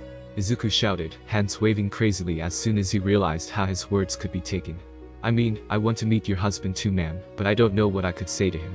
You've already forgiven me for when I had to touch Su-chan, but would he feel the same? As the green-haired teen voiced his thoughts and fears, the kindness and understanding in the Asui matriarch's round eyes were a reassuring sight to see. Still, even though Tsuyu's mother seemed to be just like his own in being empathetic and accepting, he never really had a father figure present enough to be able to guess how one would react. The hero in training truly believed he had no guarantee of survival if he encountered the man. He would have loved to meet you, Kiro, Tsuyu replied with honesty. There was little doubt in her mind of this fact, even though she'd only had less than a day to really tell her parents about her classmate and savior. The Frogirl knew very well her mother and father dreamed of finding her a suitor like Izuku, one that was not only noble, but responsible, easygoing, hardworking, and depended more on his brains than brawn. Quietly, she also knew they'd often despaired at the prospect of ever finding such a person. But now, indeed he would have, Kiro, Bear agreed. Suddenly, the frog woman turned to Inko, a serious look stealing over her normally stoic face. That reminds me, Inko-chan. I would like to make you a proposition. Tsuyu froze on the spot. She'd known her mother would bring up the idea at some point, but to cut straight to talk of an arranged marriage after only a day. The Frogirl had known one would most likely be in her future, as she wanted a family anyway, but she really didn't want to force her new best friend and savior into a situation like this so soon. Especially not right now. Tsu-chan, are you alright? Izuku asked when he noticed how Tsuyu had stiffened and paled out of the blue. In response, the Frogirl only blushed, unable to help herself in the face of such caring shown by her savior. He spoke, and it was like honey flowed from his lips. You see, I have 2 other children, a real pair of little devils, Bear began, laying out the groundwork for her plan. The frog woman knew the first step had succeeded when she saw her daughter visibly relax at her words. She hoped there'd be no open objection from Tsuyu if the tadpole didn't recognize the web her mother was weaving. Usually my eldest here is more than happy to help take care of them, but this incident has opened my eyes. I've been taking her for granted. It's high time my husband and I looked into hiring a babysitter, so Tsu-chan can focus on her studies, and we can return to our work free of worry. Oh my. Inko exclaimed, catching on to what her fellow mother was getting at. That sounds like a wonderful idea. Izuku, you don't mind, do you? The homely mother was absolutely beaming. She'd been aching to care for a little one again, and now here was an opportunity that came with 2. It was a wish come true. And earning a little extra to maybe get her precious boy something a little nicer for Christmas this year didn't sound too bad either. Of course I don't, Izuku assured, unable to say no to his mother's smile. Just don't do more than you can. Tsuyu had relaxed a little at this point, but not completely. There had to be more to her mother's offer than she was seeing. The woman wasn't one to be unduly kind to strangers. And as the one who she and her siblings had inherited their blunt honesty and intellect from, the Frogirl knew she was right to be suspicious. Great, we can talk details later, Kiro, Bear said, now turning to Izuku. Also, this will make the next petition easier. Izuku. The green-haired teen wasn't the only one who snapped to attention when he was called. Tsuyu and Tae both stiffened in response to the frog woman's sudden focus on the hero in training. Yes, ma'am. Izuku answered, ready to listen. In his heart, he hoped he wasn't about to be asked to distance himself from Tsuyu. He treasured the new friendship he'd made dearly. I know this may be overstepping, or asking too much, but the words sent Izuku's stomach sinking to his feet. He didn't like how this was sounding. Could you accompany my daughter to school from now on? I would feel much better if I knew you were by her side for a little while longer, Kiro. The Asui matriarch's request was met with speechless shock by all present, none more so than the daughter in question. Tsuyu couldn't believe how obvious her mother was being with her plan. The Frogirl's shock quickly morphed to fear when she saw her savior shake himself and prepare an answer. She didn't know which would be worse, acceptance or denial. Either option terrified her. Of course, I would be honored. Such a firm and honest answer had Tsuyu turning red all over again, unable to cope with the new reality of her life. Her savior would continue to gallantly protect her, even though her time of need had ended. "You will?" Kiro, the frogirl asked out of reflex before she could stop herself. Instantly she wished she could have bitten her tongue. The enthusiastic nod she received in response only deepened Tsu's blush. Her savior was almost too earnest in his naivety sometimes. "Yes. As a matter of fact, I was going to ask to be allowed to do something like that anyway." Izuku hardly took a breath before continuing. "Maybe to and from school actually. I mean there's so much we don't know about my quirk still. There's still a chance you may feel UMFH." The makings of a patented Izuku Midoriya mumbling episode was cut off before it could gather steam, as Tsuyu decided to stop any further embarrassment and lose of her mood by forcing a piece of chicken into his mouth. We should eat before the food gets cold," Kiro, the frogirl said in defense of her action. So focused was she on getting her mind off of what had just happened, that she failed to notice that she began to use the same chopstick she'd used to feed Izuku. Eyes locked on her food, she also missed the matching grins the two mothers wore, as they silently cheered at the indirect kiss. Conversation drifted to more mundane topics from there. Both Inko and Bear smiled warmly as they chatted and watched their children. Both knew an inevitability when they saw one, but were more than willing to give a little push to get the ball rolling a bit faster. Izuku and Tsu's conversation turned to what to expect Monday, both doubting Mina would remain quiet about what she'd seen. The green duo was confident that at least Tokoyami would take their side however, for Izuku's sake at least. That night, Asui family residence. After tossing and turning for who knew how long, Tsuyu gave up and admitted she couldn't get to sleep. No matter how much she tried, her mind wouldn't shut off and allow her to slumber. And she knew why. Thoughts of a certain green-haired teen that had freely given his own blood to save her life were completely filling her head. The frogirl felt silly. It was childish of her to be making such a big deal out of it. She was attending a school for heroes. She needed to act like a student of such was expected to, regardless of her feelings. But what if he likes me like that? Kiro, Tsuyu whispered, to herself or the dark room, she didn't know. Being so openly accepted despite her amphibian features was a novelty the frogirl just couldn't shake. It had been an unexpectedly warm comfort in an unfamiliar setting. Unlike her bed, which even in the familiarity of her bedroom still felt annoyingly cold and smelled quite plain for some reason. It was so unlike what she'd experienced the night prior. "Kiro." Tsuyu bolted upright, startled. Her veins had just tickled her. In the back of her mind, a worming fear began to grow as she suddenly felt as if she could sense something familiar in the distance. It was too far away to reach, or even make an attempt to, but before she could even think more on it, a memory of the previous night surfaced in her stricken mind. As she'd lain on top of her savior, he told her that his blood sometimes felt like it tickled his veins, as if answering him when he spoke. "Is it you, Izuku?" Tsuyu asked, looking down at herself, her veins. "Will you keep me warm at night again?" Kiro. The frogirl had to wonder, how much of this was the boy caring for her so much that not even distance could keep him from comforting her, and how much was her own yearning. Another sudden ticklish sensation assaulted her, causing her to feel a warmth spread through her. It wasn't as much as the real deal she'd experienced skin to skin against Izuku, but it was enough she understood she shouldn't be feeling the temperature change so much. She was supposed to be cold-blooded. Kiro. Tsuyu fell onto her pillow again, the giddy happiness she felt unable to be contained. Now she wanted Monday to arrive faster than ever, so she could see her savior again. Same time, Midori residence. In his own bed, Izuku was hugging a spare pillow while warmly remembering the previous night. The memory of spending a whole night hugging a cute girl kept him so warm he could almost bask in it. He'd gladly take an opportunity to do such a thing again, although hopefully under less dire circumstances. The green-haired teen didn't think too hard on the fact he continuously failed to imagine a different girl in his arms other than Tsuyu, whenever he tried to fantasize about another such night. It was too early in their friendship, heck their lives, to chase such goals. It could be disastrous if he tried to jump into such a thing without thought. The frogirl didn't even know about all of his faults like the peculiar decorations adorning his room. I wonder if Tsu-chan would find this healthy. Izuku murmured to himself as he glanced around his room swathed in the shadows of night. Long gone were the days that even in darkness, one could see the walls were covered in brightly covered posters of All Might and other top heroes, the shelves crammed with hero figurines, and the bookshelves packed with comics. Nowadays Izuku's room appeared more akin to one of a medical student in their residency. Medical posters covering all levels of anatomic detail were plastered on the walls, the bookshelf was stuffed with medical tomes, and the shelves those were populated by plush dolls of all shapes and sizes. What? He couldn't live without cuteness. Even Tae, as she laid on the floor, enjoyed the company of a large rabbit doll. The zombie girl seemed to take a special pleasure in nibbling on the poor thing's ears. Monday, outside the Asui residence, early in the morning, Izuku was overflowing with nerves. This was the first time he'd ever stood outside of a home, specifically because he was waiting for a girl, never mind it was to walk her to school. It made the green-haired teen feel like he was waiting for his girlfriend or something similar. The invasive romantic thought forced another blush across his face. The prospect of that kind of relationship made him happy, but filled him with fear as well. He couldn't entertain the idea of being with someone, especially Tsuyu, until they'd seen the worst of what he truly was. Steeling himself, he readied himself to call at the door. On second thought, maybe I should give her another 3 minutes. It's still early for Izuku trailed off, realizing he'd have to come face to face with Tsuyu's father soon, a thought that did nothing for his anxiety. Sure, he'd saved the man's daughter, but surely he'd still be cross with him for spending an entire night trapped around the fro girl. Nothing had happened of course, but still. Ate groaned, plinking her head right on the button-like doorbell.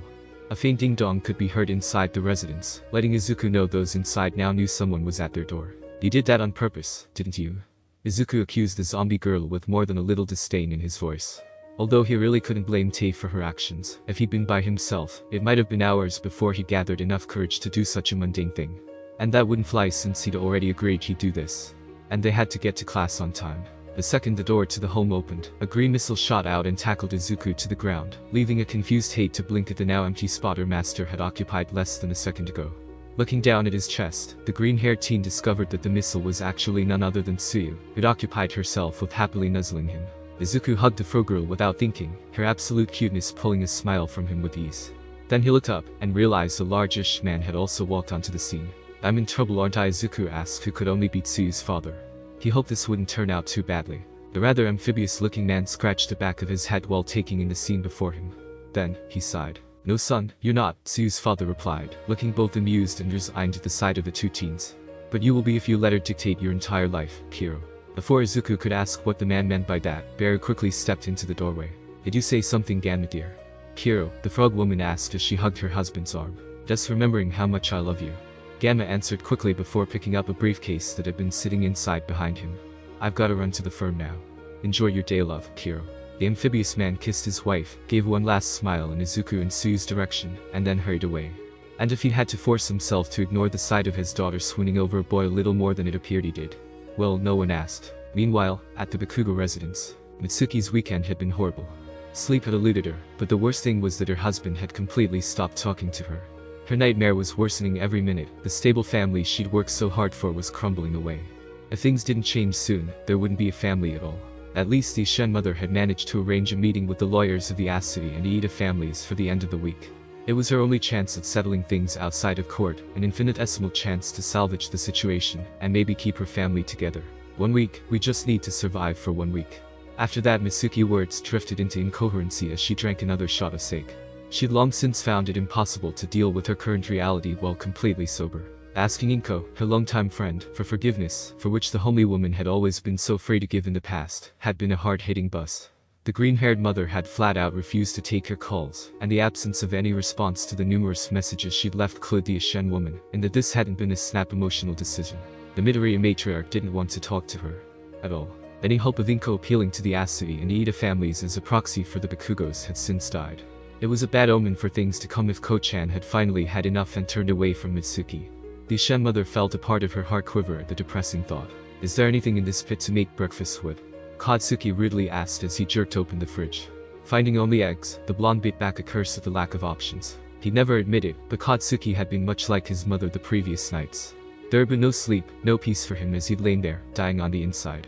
Every time he'd close his eyes, the blonde had only been able to see the inevitable events to come, where he'd be forced to discard his pride and dignity, and beg like a dog for forgiveness. None of this nightmare would be happening if the freak had just engaged him in a straight fight. Everything being at stake like this was fucking Romero's fault. Katsuki still knew that to be true. But he'd already decided he'd play along and be a good boy. Nothing would ever make him give up his dream, even going through this humiliation. And one day he'd still be the undefeatable #1 hero. So the blonde swore to himself that someday he'd prove to everyone that he'd been right, and that the green fucking abomination had been in the wrong. UA campus, before first bell. Izuku and Tsuyu had made it safely to UA's grounds, both blushing the entire walk. An awkward silence had hung over the duo the entire trek, one believing his mouth would betray him with strings of embarrassing words, the other fearing her body would betray her, and cause her to reach out to lean against her savior. Both teens were either unaware or unable to recognize that their hands had been intertwined the entire time. Ate's soft questioning groan forced the green duo to stop and turn to face her. We're not blushing. The denial was shouted in stereo, earning laughter from the random and ignorant second and third years that were passing by. Wondering at what was so funny, Izuku and Tsuyu noticed too late that yes, they were indeed blushing. The additional awkwardness that followed the discovery lasted until it inexplicably turned into laughter. I'm sorry about that, Izuku apologized, scratching the back of his head bashfully. It's just I've been worried about you, you know. Wondering if you've been feeling okay. I don't want bad things happening to you. Tsu's already reddened cheeks deepened to a lovely rouge hue at the words of her savior. A small smile tugged at her lips, and the fro girl looked down to avoid eye contact. It's okay Izuku, Tsu said, flicking her eyes back and forth from her feet to the bright emeralds that were staring at her. I had to do my best not to call you. I thought you'd be worrying too much, but also I missed you. The confession, spoken so softly, was almost missed by the green-haired teen. But as luck would have it, Izuku managed to hear the heartfelt words, and blushed all the more for them. Tsu-chan, Izuku said, wondering how he could phrase how he felt in that moment. He decided to let his rambling speak for him for once. You can call me whenever, for whatever. If you need me, I'll be by your side. I'll find a way to reach you, no matter what. I'm sounding weird again. Maybe letting his mouth go without his brain hadn't been such a good idea. The green-haired teen eventually conceded that his words were probably better suited for a boyfriend, but they had accurately described how he felt. Tsuyu merely giggled at her bumbling savior. For some reason, she felt like teasing him in the near future would be a delightful pastime of hers. Yui Campus, Classroom 1A. Do you think Mina-chan said something to the rest of the class? Tsuyu asked as the two teens reached the door to their classroom. You know about what happened in Recovery Girl's office. Izuku suppressed a shudder at the thought of what their pink-hued classmate could have said and done already. The acid user had never been malicious in her gossiping, as far as the green-haired teen knew, but she often didn't think before she spoke, and topics that were supposed to be secrets were a major weakness of hers. I certainly hope not, Izuku replied uneasily as he opened the door for Tsuyu. The Frogirl entered, stoic face appearing to be prepared for the worst. Following behind his friend, the green-haired teen let Tay close the door behind him. Silence. Complete and total, abysmal silence was all that greeted the green duo as soon as they walked into 1A's homeroom. That, and a lot of penetrating stares. The entirety of one of that remained stared intently at the two teens, or more precisely, their intertwined hands. Some of these gazes were cold, more akin to glares, while others were envious. Quite a few were dripping with curiosity as well, and as should have been expected, Mina's in particular was chock full of mischief. It didn't take long for one Minoru Mineta to angrily hop out of his chair and stomp his way towards the green duo. Before he'd even fully reached his destination, the diminutive boy had taken out and shoved his phone in Izuku's face. How could you do this? How dare you even show your face around here after this? Mineta worked his way up to screaming, his voice pitched in despair. Not only did you already have a sexy slave girl when we first met you, but now you have to go and flaunt this in front of us too. The picture backlit on the phone was of Izuku and Tsuyu in a rather daring position, their faces closed enough to be preparing for a passionate kiss. But the angle of the photo made it obvious to see that the Frogirl's hospital gown had been completely open at the back at the time, did nothing to dispel the apparent nature of the compromising position. Tsu-chan, is it true? Ichako asked, hesitantly approaching the Frogirl. Did you really have to do stuff to get healed? For her part, Tsuyu couldn't immediately process what her normally bubbly friend meant by those words, but in the end it didn't matter. That one simple question had unleashed the floodgates. In the blink of an eye, the green duo was swarmed and separated by their classmates. The two mobs were a cacophony of noise, multiple voices shouting and yelling over each other, asking one awkward question after another about the picture, and what had transpired in the nurse's office behind closed doors. Both Izuku and Tsuyu immediately wished they'd thought to report themselves sick that morning, anything to avoid the trouble they were now facing. A sinister burden. It was early in the morning, and most of Class 1 had already arrived to the classroom. It was only nearing the end of their first week, and they'd already faced their first crisis, their teachers' praises for their heroic efforts to save their classmates notwithstanding. Most felt like the only one who'd succeeding was Izuku. None really knew the details, but it was generally understood that he and Tsuyu had stared death in the face, and, because of that, they were down one student. Excuse me everyone. Ida spoke loudly, worried about his fellows who suffered much worse than he. After all, he'd been able to return to class with only head bandages and his arm in a sling. Does anyone know if Midoriya and Asui will be able to return to classes soon? Both should be returning today, probably in better shape than you. Tokoyami answered lowly, earning the attention of the class. Midoriya's quirk happens to be extremely powerful, strong enough to easily heal Asui-san back to perfect health. Wait. You're serious, but she looks so heavily injured. Ichako was beyond impressed. She'd seen Tsuyu as the frog-like girl had been taken from the rubble. She'd look half dead. Man, just how strong is his regeneration to be able to heal other people like that? Kaminari said with a whistle, wondering just what kind of tricks the green-haired boy would be able to do with that. Apparently, strong enough to reanimate dead people. Ojiro joined the conversation sharply, still feeling wrong about having a zombie as a sort of classmate. He constantly wondered when the monster would break and start biting without warning. I just hope Asui-san doesn't end up like that zombie girl he uses. Midoriya doesn't strike me like the type to allow that. Momo stated, I'm intrigued though, how does he even use his quirk on other people? This simple question gained everyone's attention, as it appeared no one had seen what their fellow classmate had done to keep Tsuyu alive. Tokoyami kept his own idea about what kind of ritual Izuku had used to himself, believing that if such information was to be made public, it had to be his friend's choice, not wild speculation. Oh, I know what was involved, and it seemed to me to be very pleasant, Mina said as she and Toru were giggling over their phones. This gained them far too much attention. What do you mean? Kirishima asked, now curious about the kind of technique used. He was pretty sure that Izuku had a mutant-type quirk, not a transformation or emitter one. Mina and Toru descended into further giggling as they sent their picture to the rest of the girls and a few of the boys. By the time Tokoyami noticed what was happening, it was too late to act. The entire class fell into an uproar. Everyone could see the two's positions, the degree of intimacy shared, and the looks of love given and received. The girls as a whole couldn't quite squash feelings of envy. How is it that their friend, the one that shared too many features with frogs, had found such a loving boyfriend before them? Ashido. Higakure. This is a violation of their privacy. Tokoyami's uncharacteristic yelling froze the two perpetrators white-eyed in shock. The bird-headed boy was shaking in anger. And you should all wait for them to explain what's happening here before jumping to conclusions. Tokoyami couldn't help expressing his anger. He knew Izuku would do the same for him, be the first to side with him, should their situations be reversed. Such friendship was rare for him, and he wouldn't betray it. Murmurings began to run wild. Some agreed with Tokoyami, others ignored his words, and immediately began speculating on how close their two green-themed classmates had become. Then, the classroom's door opened. Silence. And walked Tsuyu and Izuku, holding hands, looking to all their classmates like a lovely couple in the middle of a date. Their faces shone with happiness. Largely unnoticed, Tei shambled in and took her normal place beside Izuku. There was no other way to put it. The two green classmates needed to be separated for deep interrogations. Stuff. What? Tsuyu couldn't make sense of what a Chako was suddenly asking her. 1 second she'd been next to Izuku and the next all the other girls had surrounding her, making her uncomfortable as they threw in words like action and writing. I don't know what you're talking about. Izuku shouted as he was repeatedly asked for details regarding doing the dirty and smashing things. That's enough. Shota Aizawa, in true Eraserhead form, ordered as he entered his classroom. He didn't even have to raise his voice, so great was the utter terror his class experienced at his words and presence alone. He was beyond annoyed with the teens he called his students at the moment, unable to contain their curiosity like children. That being said, he supposed not allowing for any explanation of the green-haired boy's quirk would only lead to further annoyances. He might even be forced to yell, "Everyone sit down." Aizawa drawled, his orders met with hasty action. Midoriya, please explain how your quirk works, but do it quick.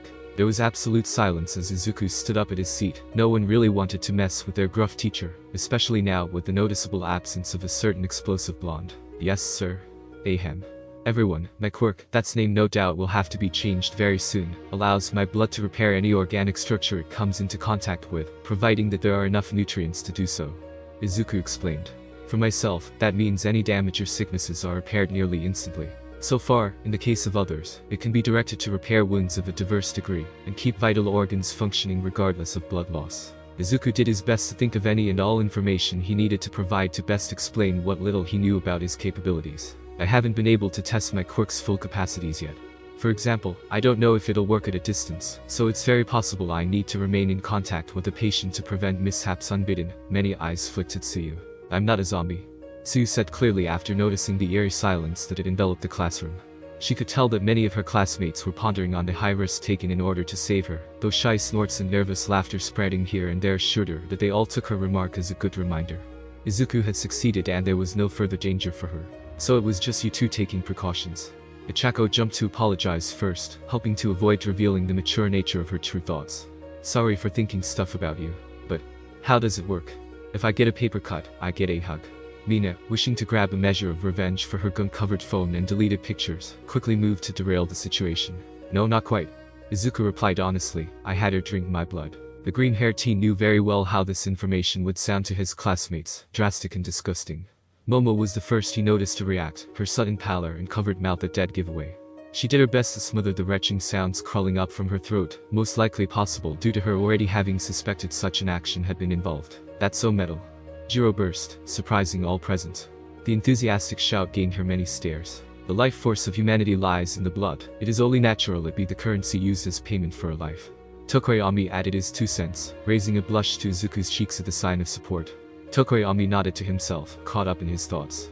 Midoriya's blood must then, of course, be especially valuable to have stayed Death's hand, and to bring back the dead. Ate's sudden groan had Izuku twist away from his interrogators, and hurriedly bow to their homeroom teacher. The gruff man looked 2 parts annoyed, 1 part surprised. I'm sorry for taking so long. We'll sit now. Izuku loudly apologized before collapsed into his seat. Job done, Tay stood back as she always had. Good. Now on to actual business.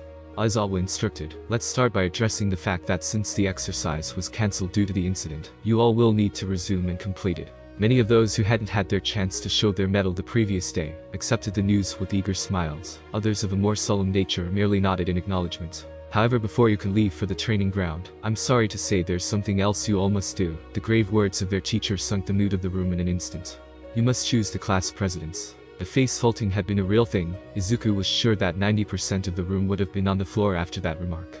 Ignoring the antics of his class, Aizawa continued. I don't care how you do it, just do it quickly.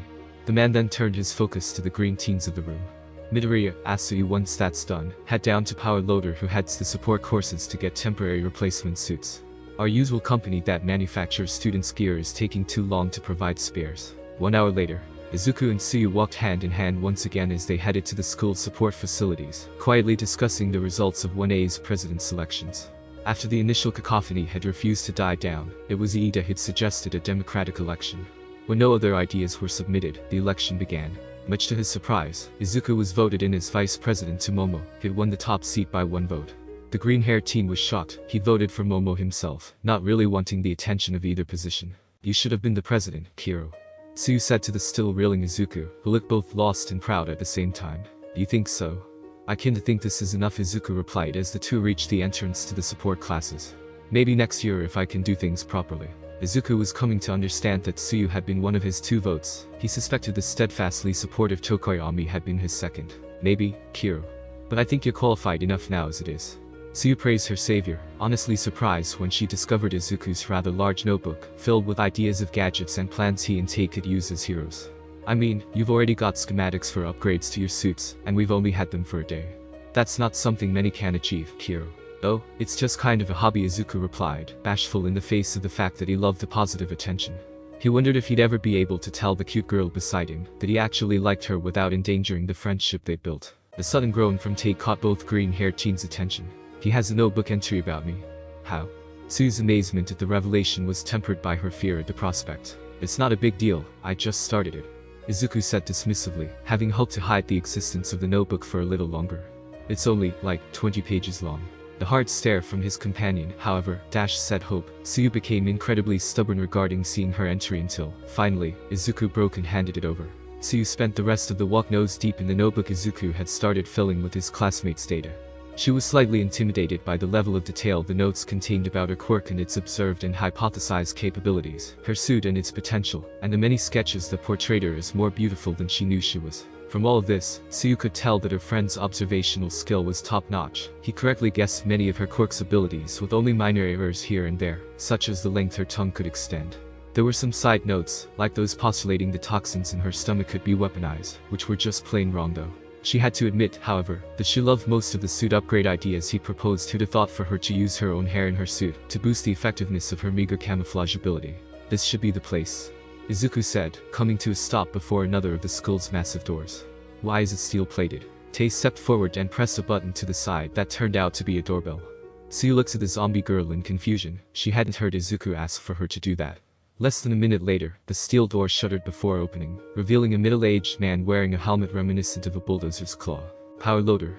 Izuku was quick to beam at the famous hero. Suyu was quick as well, pinching his cheek to contain any chances of fanboying.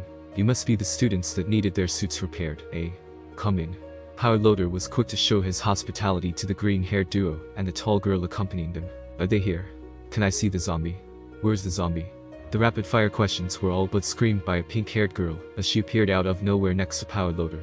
Seeing the new arrivals, the Rosette jumped forward and circled Izuku, Suyu, and even Tay excitedly. Izuku offhandedly noticed the girl's eyes were shaped like crosshairs. Hatsune, behave. Power Loader boomed, quick to chastise his energetic student. Why would he bother to bring such a creature here anyway, eh? It has nothing to do with his suit. Actually, Izuku cut in, confused at the misunderstanding, but unwilling to abuse it. He knew that Tay didn't appear like people expected, but that only made the revelation worse when the truth came out. Tay here is the zombie. Kid, that isn't something to joke about. Power Loader said as Hatsune snatched up Tay's arm. Pressing 2 fingers to her wrist, she checked for a pulse. Holy moly. She doesn't have a pulse. Hatsune's voice was much too happy for the words spoken. It kind of creeped Izuku out, and he definitely didn't want some random student to start experimenting on Tae. I think our suit repairs more, Tsuyu began to say, lifting up the bag that contained the scraps of their first hero costumes. Fast as lightning, the bag was in Hatsume's hands before the fro girl could finish her sentence. No problem. The Rosette said happily, completely distracted at the prospect of working on the bag's contents. Power Loader, however, grabbed said bag with the urgency one usually saw when taking away a loaded weapon from a curious child. Unless it's related to upgrading, you're not touching anyone's suits, Missy. The excavation hero warned, shaking a finger. The last time you tried, you made a horrible mess out of it. You're lucky the semester hadn't started yet, or I'd have failed you right there. Hatsume pouted at her mentor. Then, like a switch was flipped, the Rosette spun and grabbed Izuku by the shoulders. You wouldn't happen to have anything else, would you? Hatsume asked pleadingly, earning a giggle from Izuku. Anything.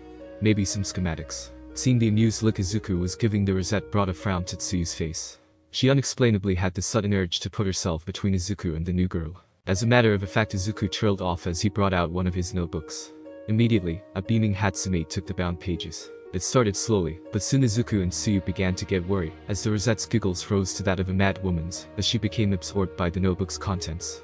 Before long, Power Loader waved the two away, reminding them that they'd be able to come back in 4 days for their suits. Setting out for the training area, Izuku couldn't help but spend the relatively quiet walk thinking about the body language he'd observed from Tsuyu.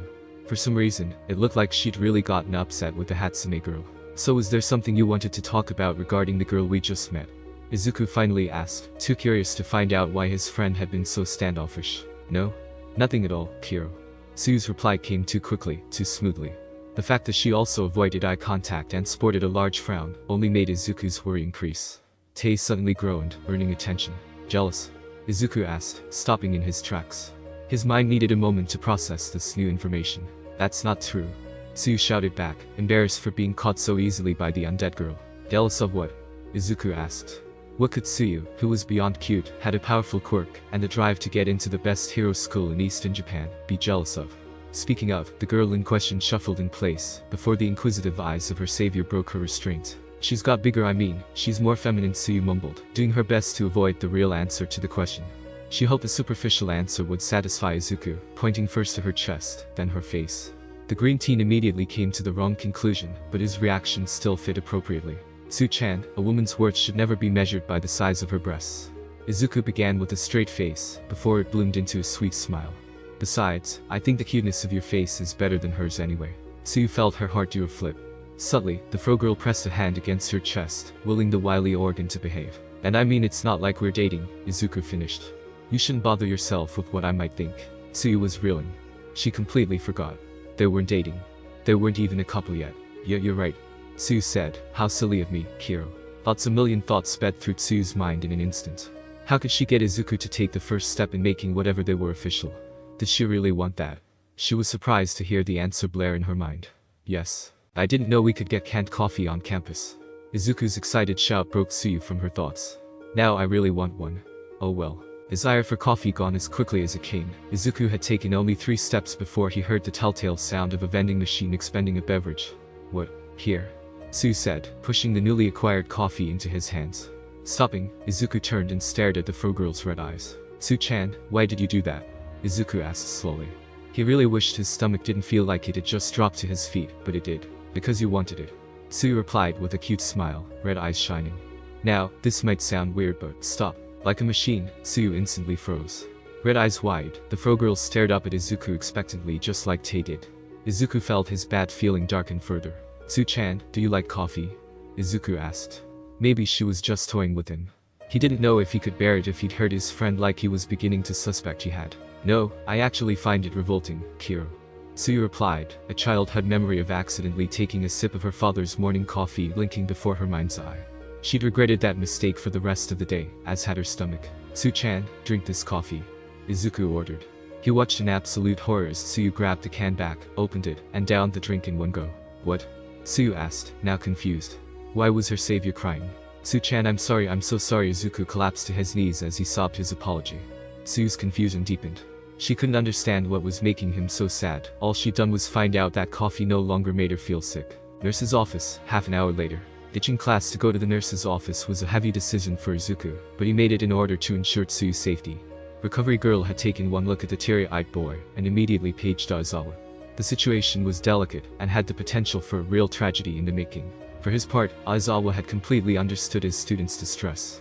While no one could have predicted something like this happening, and no harm had been intended, there was no denying damage had been done, and that beget consequences. These are the results of the scans. Recovery Girl said after her various machines had spit out their findings, and she'd had a chance to process them. While she'd hoped it would have been under better circumstances, she was glad that she had an opportunity to scan the Asui girl after some time had passed. The more data they could get on Izuku's quirk, the better. She also couldn't deny that she enjoyed scanning the zombified Yamada girl either, as it meant more data for her research. What are we looking at? Aizawa asked on behalf of his students as all present stared at the monitor Recovery Girl had directed their attention to. I've managed to mark Izuku's cells so that they contrast against cells natural to another. So here, in Miss Asui's case, we can see there's a high concentration in her brain. Compared to Miss Yamada here, which as you can see have his cells spread around vital organs such as the stomach and lungs. During her explanation, Recovery Girl made sure to point out each item on the monitor. Will she be alright? Izuku begged to know, will she be herself again? He couldn't deal with this. He wanted to die for doing such an evil thing to such a great person, regardless of his intentions. Well, that's hard to say. Recovery Girl replied, there seems to be a lower number of your cells present than the last time we scanned Miss Asui. I would assume that means that once they die out completely she should be completely free of your control. Izuku didn't like how the youthful heroine made the idea sound more theoretical than assured to occur. What if she doesn't return to her previous self? Izuku asked, more tears ready to fall at the prospect. Then I stay by your side, and you stay by mine, like you promised. Tsuyu announced with a smile. I know you won't abuse this power. Izuku wanted so much to believe his friend, but he just couldn't. To his eyes, her smile appeared empty and her words supplied by his blood. This wasn't Tsuyu he was talking to. We can try something, if you'd like. Recovery Girl motioned to Aizawa. Shota-kun, would you kindly? Those in the know knew that Shota Aizawa's quirk, Erasure, had never been able to work on mutant types. However, what few knew was that it could work on the transformative effects of those quirks. One of Recovery Girl's theories was that the control aspect of Izuku's quirk would fall under this minuscule loophole. Midoriya, order Asui to do something she might normally refuse. Aizawa instructed. Preparing himself, the gruff man pulled on that little piece of himself that he mentally allocated as being his quirk. Unbidden, his hair rose to rigidity and he knew his eyes glowed red. For less than a moment, he thought he saw Asui's eyes return to their original color. Tsuchanum, pick your nose. Izuku ordered, almost getting a snort from the older male. Meanwhile, the elderly heroine felt like face palming. She'd expected a demand for a kiss or something. Why would I do that? Tsuyu asked, embarrassed at the mere idea of doing something so vulgar in front of people no less. Izuku grabbed his friend's hands in his, staring intently into white eyes. Do you feel weird? Does anything hurt? Izuku asked, elated that it looked like his friend was no longer controlled by his blood. No, maybe a little less warm than before, but nothing that I would say feels wrong. Tsuyu replied flatly. Izuku was beside himself. She sounded exactly as she had before her injuries, cute, but not in a way that felt like an attempt to sound appealing to him. Well, that settles that. Recovery Girl stated, proud that she'd once again been proven right. She'll be back to normal once all of the foreign cells die out. While she was glad to see a potential problem for two of the school's students resolve itself, Chiyo had to be honest with herself, she was slightly disappointed. Her plans for further experimentation would have to wait for now. Oh well, in a school like this, she mused, there was no doubt that there'd eventually be more test subjects. Midoriya. Aizawa called, satisfied when he saw the boy immediately snap to attention. I want you to write out a full report on this newfound side effect. After that, you'll send a formal apology to the Asui family for any inconvenience that result from it. Nodding along with his teacher's directions, Izuku had already pulled out a smaller notebook and was jotting down his new assignments. While nothing unfortunate occurred this time, the QRA will also surely require you to take an oath pledging to forsake abuse of this aspect of your quirk. Aizawa continued, internally sighing at all the work this problem child was creating so early in the school year. Also, you're forbidden from using this part of your quirk unless given permission by a teacher and under supervision. Understood. Unable to fight the itch of his dry eyes any longer, Aizawa deactivated his quirk.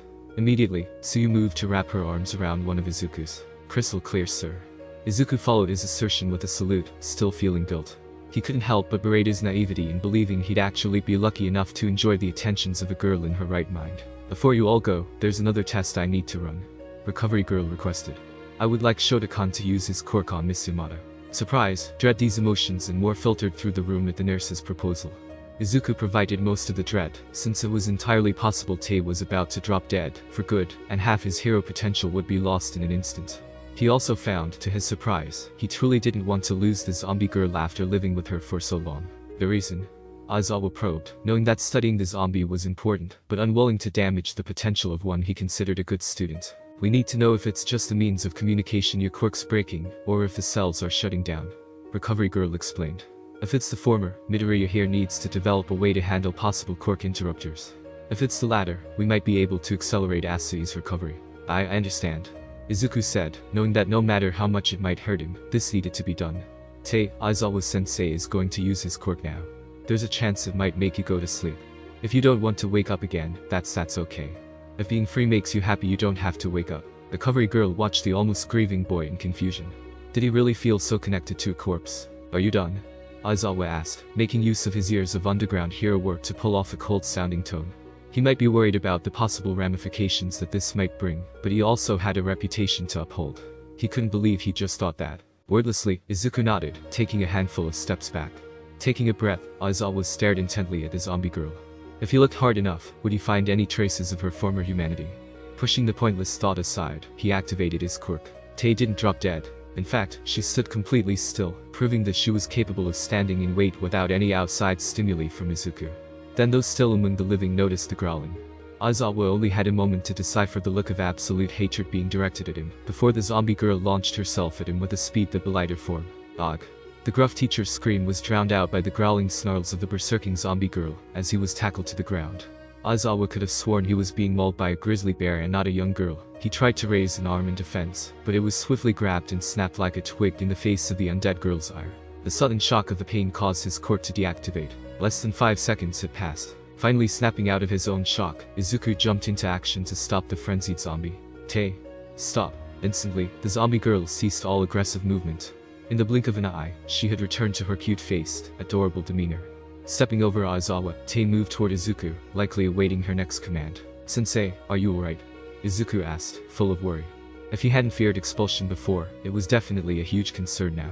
Still standing by her computer, Recovery Girl couldn't help but notice that Asui seemed completely unfazed by what had just transpired.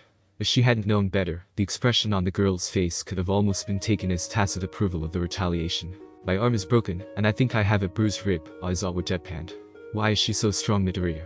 She was reported quirkless. Grasping onto his student's outstretched hand, Aizawa hauled himself up. He was done with today.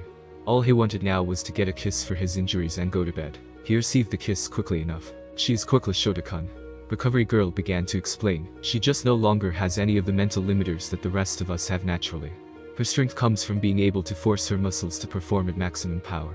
Broken bones and ruptured muscle fibers. No longer a concern for her either with her regeneration. While she explained the zombie girl's supernatural strength, Recovery Girl kept an eye on Izuku as he went about reassuring the corpse her episode wasn't her fault. What was with this boy? More importantly, she decided to mark the incident off as the result of trying for too much, too soon. Perhaps, like an alcoholic, those affected by the boy's quirk became dependent on it. She'd have to find the proper balance between zombification and enslavement if she wanted to put her plan into action. After making numerous assurances that there'd be no trouble for the attack, Aizawa sent his students to resume their classes, with the express understanding that nothing they'd witnessed was to be spoken of with anyone else. Quickly agreeing, the two students and zombie all but fled the room. Knowing that they'd already missed seeing their classmates performing their combat exercises, once outside Izuku stopped and wrapped Tsuyu in a hug. He might have felt beyond grateful that Tay remained by his side, but guilt still consumed him regarding his friend. He had to alleviate his heart somehow, even if it meant dealing with a different sort of pain. Aizuku.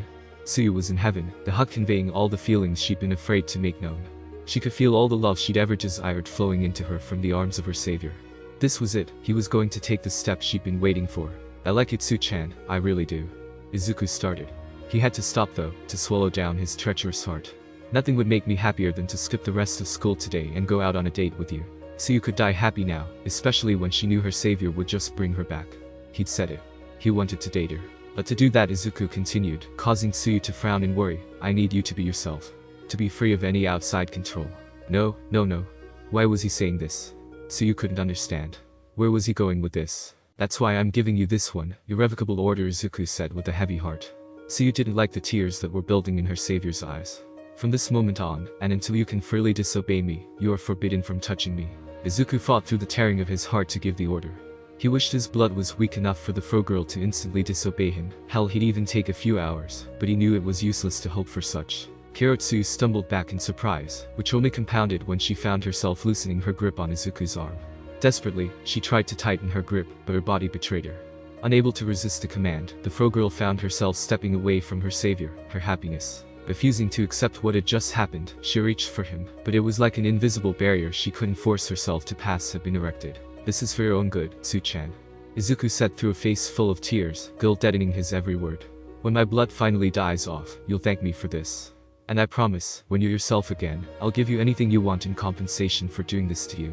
Even my life." "I don't want this, Izuku-kun," Tsuyu cried out in absolute distress. She wanted him to claim her, order her to be his girlfriend, his princess. "Not this. Never this. Don't worry, I'm still escorting you to your home," Izuku said with false confidence, strong words that failed to hide the misery underneath. "Let's get to class. We can't let this get in the way of our education." Tae's groan sounded too much like that of a concerned older sister. Izuku almost broke down. "No Tae, I don't think I'm going to be okay. I feel like a monster." Izuku walked away, toward the classroom. Tsuyu followed closely, Tae keeping herself back to make sure the distraught Fro-girl wouldn't be left behind. "You're not a monster, Izuku-kun," Tsuyu shouted, vacillating between heartbreak and rage. "It hurts so much. I don't want to be free. Revoke the order." Time and time again, Tsuyu attempted to hug her savior's arm, but each time, she was rebuffed as her body just refused to follow her demands. Every time, her heart broke a little more. Izuku grimaced at the sight of what would be his near future. He dreaded the prospect of explaining the true monstrosity of his crime to Tsuyu's parents, who'd foolishly trusted him with their daughter. And if he somehow survived the ire of the Asui family, he still had to deal with the larger picture. How will society look upon him when it was discovered that his Quirk didn't just make zombies, but thralls as well? A sinister revival. The third night since Izuku had become aware of his crime against Tsuyu, he could be found in his room, crying. His guilt weighed on him heavily and, outside of pulling himself together to focus while at school or during training, he was unable to cope with the realization of what a monster he really was. That afternoon, 3 days ago, when he'd returned Tsuyu to her parents, he knelt before the confused parents, explained in excruciating detail everything that had gone so wrong, and offered everything he had, even his life, as recompense. He'd expected yelling, a beating, and even lethal violence in return. Instead, Bear had surprised him with forgiveness. The Asui matriarch had assured him that it was thanks to him and his Quirk that Tsuyu had survived it all, and living with the consequences that ignorance of its side effects had caused was still better than the alternative. She also pointed out that it had been impossible for anyone to know his Quirk's full potential at this point in time, and that blaming him for lack of knowledge wouldn't be right. The concerned mother had, however, demanded that if Tsuyu failed to recover, he would accept responsibility for life. "I don't deserve their forgiveness," Izuku muttered to himself as he tossed around in his bed. He considered and discarded the idea of suicide already. His sense of responsibility to ensure his friend's recovery came before all else. "Tsu-chan, I'm sorry." Izuku's mutterings continued through his tears and the building pressure over his heart. He wished he could pray for redemption or at least atonement, but a monster like him didn't even deserve the chance. Why was it even when he tried to do good, it only ended in suffering? The day after the revelation, and his subsequent order, had been absolute hell for him, and no doubt Tsuyu as well. The Fro-girl had done her best to grab his arm, give him a hug, anything she could think of to touch him. Nothing worked. She'd resorted to begging him to reconsider his order, to enjoy the control until it wore off. She'd assured him that her feelings were real, only being boosted by the effects of his blood. Their classmates were obviously confused by the sudden shift in their interactions, suspecting something but unsure as to its magnitude. When Tsuyu, in palpable despair, had stomped her foot and outright demanded he revoke his order, in front of their whole class, he'd had to take an additional measure. Order number 2. Do not bring up the topic of revoking orders. It was then that the others had reached the completely correct conclusion that the Fro-girl was somehow under his control. Surprisingly, it was Mina and Mineta who took the discovery the worst, both quick to suggest, in their own ways, that Izuku would or already was taking advantage of Tsuyu's obedience to enjoy her body. Denki had followed that by commenting that he should have aimed for a better mark, suggesting Momo as his own would-be target. The crass statement had earned the blonde a slap to the face, and an ear-jack to the eye. Out of the others present, only Tokoyami had openly stepped forward in total, open support. I wish I hadn't been born evil," Izuku muttered, wallowing in the darkness within his mind. "It would be better if I just died." Finally, further mentally and emotionally exhausted than when the day had begun, Izuku slipped into unconsciousness. Had he stayed awake a moment more, he would have felt it when a figure, cloaked in shadow, approached his bed. Unnoticed, the intruder slipped into his bed, wrapping their arms around the sleeping teen. Izuku knew he was dreaming. He knew because what lay before him was his own personal hell. The people most important to him stood surrounding him in judgment. They decried the evils lurking below his skin, pointed to his sins demanding answers, and whispered the truth of his hateful existence. And he deserved every word of hate, every bay for his blood to be spilt. I never should have given birth to you, Inko spat hatefully, glare full of heated resentment. Izuku could see them, this phantasm's thoughts. If only he'd never been born, Inko could have retained her youthful beauty. If he hadn't existed, his father would still be around, and if not, then she could have easily found a new husband. He was unwanted dead weight, only dragging her down. I never should have allowed you near my daughter. Bear was next, literally puffed up in rage. Had it not been for him, Bakugo would have never resorted to his overpowered surprise attack. If it hadn't been for him, Tsuyu would have never faced death so young. More and more witnesses came forward, more and more charges were laid upon Izuku's shoulders. He took them all silently, dreading who he knew to be next, and last. Tsuyu appeared, as he knew she would, from behind the wall of scowls and glares. The green-haired teen fell to his knees, as he had for 2 nights now, wishing with all his heart that he wouldn't be forced to hear the Fro-girl announce her hatred for him, her loathing for being bound to him as a slave. Thank you, for being born, Izuku, softly whispered a voice into Izuku's ear. Thank you for living, for being yourself. Eyes blown wide, Izuku couldn't get his body to move. He may have only heard this voice once before, but he knew it. Shaking with the effort, the green-haired teen managed to turn himself around, to see the source of such words of comfort. It was Tae. And she was smiling. But, I couldn't. Izuku gave up speaking, racked with sobs too strong to overcome. He failed this beautiful girl, he'd let her die on the cold ground when he could have saved her. Worse, he spent every day after using her body for his own benefit. Perhaps not as wickedly as those before him, but he was evil for it just the same. But you did. Tae chirped, looking extremely pleased with herself. You saved something more important than my life, my soul. The undead girl, who Izuku now noticed appeared decidedly less undead than usual, looped her arms around him in a warm hug. All Might and all those other heroes might have been able to stop those bullets, even lead me to safety, Tae continued, but you did something they'd never have been able to do. You restored my faith in humanity. You saw me as someone worth saving. And that made me clean. Pulling back slightly, Izuku saw the natural pale skin of Tae's face reddened by smiling tears. The undead girl spoke in a warm tone, full of support and love. It almost reminded him of his mother. Aren't you angry with me? I use your body. Izuku shouted his question, a long-held guilt overflowing. You could rest in peace if I wasn't such a goddamned coward. This was it. Izuku knew he might never again have a chance to ask the Ravenette what she wanted. Dream or not, he had to take this opportunity. The look he received, however, perplexed him. Why would I ever hate you? Tae asked, laughing quietly. You're allowing me to fulfill one of my own dreams, you know. Had he heard that right? Izuku knew he was dreaming, but this was pushing even the limits of his beliefs. When I was a little girl, I wanted nothing more than to be a hero, Tae said, locking eyes with the teen in her arms. I wanted to be strong, defend the weak. But I was born quirkless, the epitome of weak and powerless. The Ravenette slid her hands to cup Izuku's face, a tender look settling on her own. But then you came and suddenly I have the strength to defeat someone as strong as Eraserhead. A real dream come true. Izuku was beyond reeling. What was this feeling building up in his chest? Had he really helped someone else reach their dream? Or was he going crazy? But do you think Su-chan will ever forgive me? That was the question to end all questions. Izuku knew that the Fro-girl's acceptance meant more than anyone else's he could think of. Save maybe his mother's. Maybe ask for yourself. Tae shot back, playfully turning Izuku's face to the crowd behind them. Confused, the green-haired teen offered no resistance. Now about face, Izuku looked back at his jury once more. Standing at the fore, was Tsuyu. The Fro-girl stared back the biggest, most pure smile Izuku had ever seen on her face. Then he woke up. Later that morning. Now the 4th day, Izuku and Tae, with Tsuyu slightly behind, arrived at UA's entrance with little pomp or circumstance. The morning had been strange, at least for the single male of the trio, and he wasn't quite sure how to feel about it. First, he'd woken up in the protective embrace of Tae. Somehow she crawled into his bed during the night, without waking him up, and wrapped herself around him. Then, when he'd arrived at the Asui household, Tsuyu had received him without a word. For the entire trip, she'd avoided looking at him, sitting in silence. It had been unsettling. Ono Su-chan. Izuku wasn't sure how to begin asking his friend if she were fine or upset. If she were going through some kind of pain, like withdrawal from his blood, are you okay? Suddenly a finger was poking his cheek. It was rather forceful. You? Oh, me. The words, though not as harsh as he'd expected, were the most heavenly sound Izuku had heard in 4 days. Then he realized he had a finger touching his face. Su-chan. You're free. Pure elation was all Izuku could feel, the emotion thrumming through every fiber of his being. He hardly noticed the finger that poked him in the face a second time. Yomi, Kiro, Tsuyu repeated, poking the male before her in the cheek a 3rd time. It did nothing to erase the idiotic smile that was blinding her. Are you ready to pay? Anything? Anything you want, Izuku cried, all smiles and teary eyes. Just ask and it's yours. Well, Tsuyu paused, batting down the butterflies in her stomach. Just I'll think about your punishment later. For now, I need you to understand I don't hate you, Kiro. Seeing an objection coming, Tsuyu poked Izuku a 4th time. I don't hate you, or resent you, or fear you. Knowing the poor boy before her had just gone through a severe crisis, mothers talked amongst themselves after all. Suyu pushed forward, determined to get her message through. You did everything to save me. Without you, I'd be dead. So thank you, Kiro. Thank you. You don't know. Izuku began to break, speaking his gratitude between sobs. Suyu couldn't bear to watch, she hated making a scene. Don't be weird, Izuku, Suyu said with a straight face.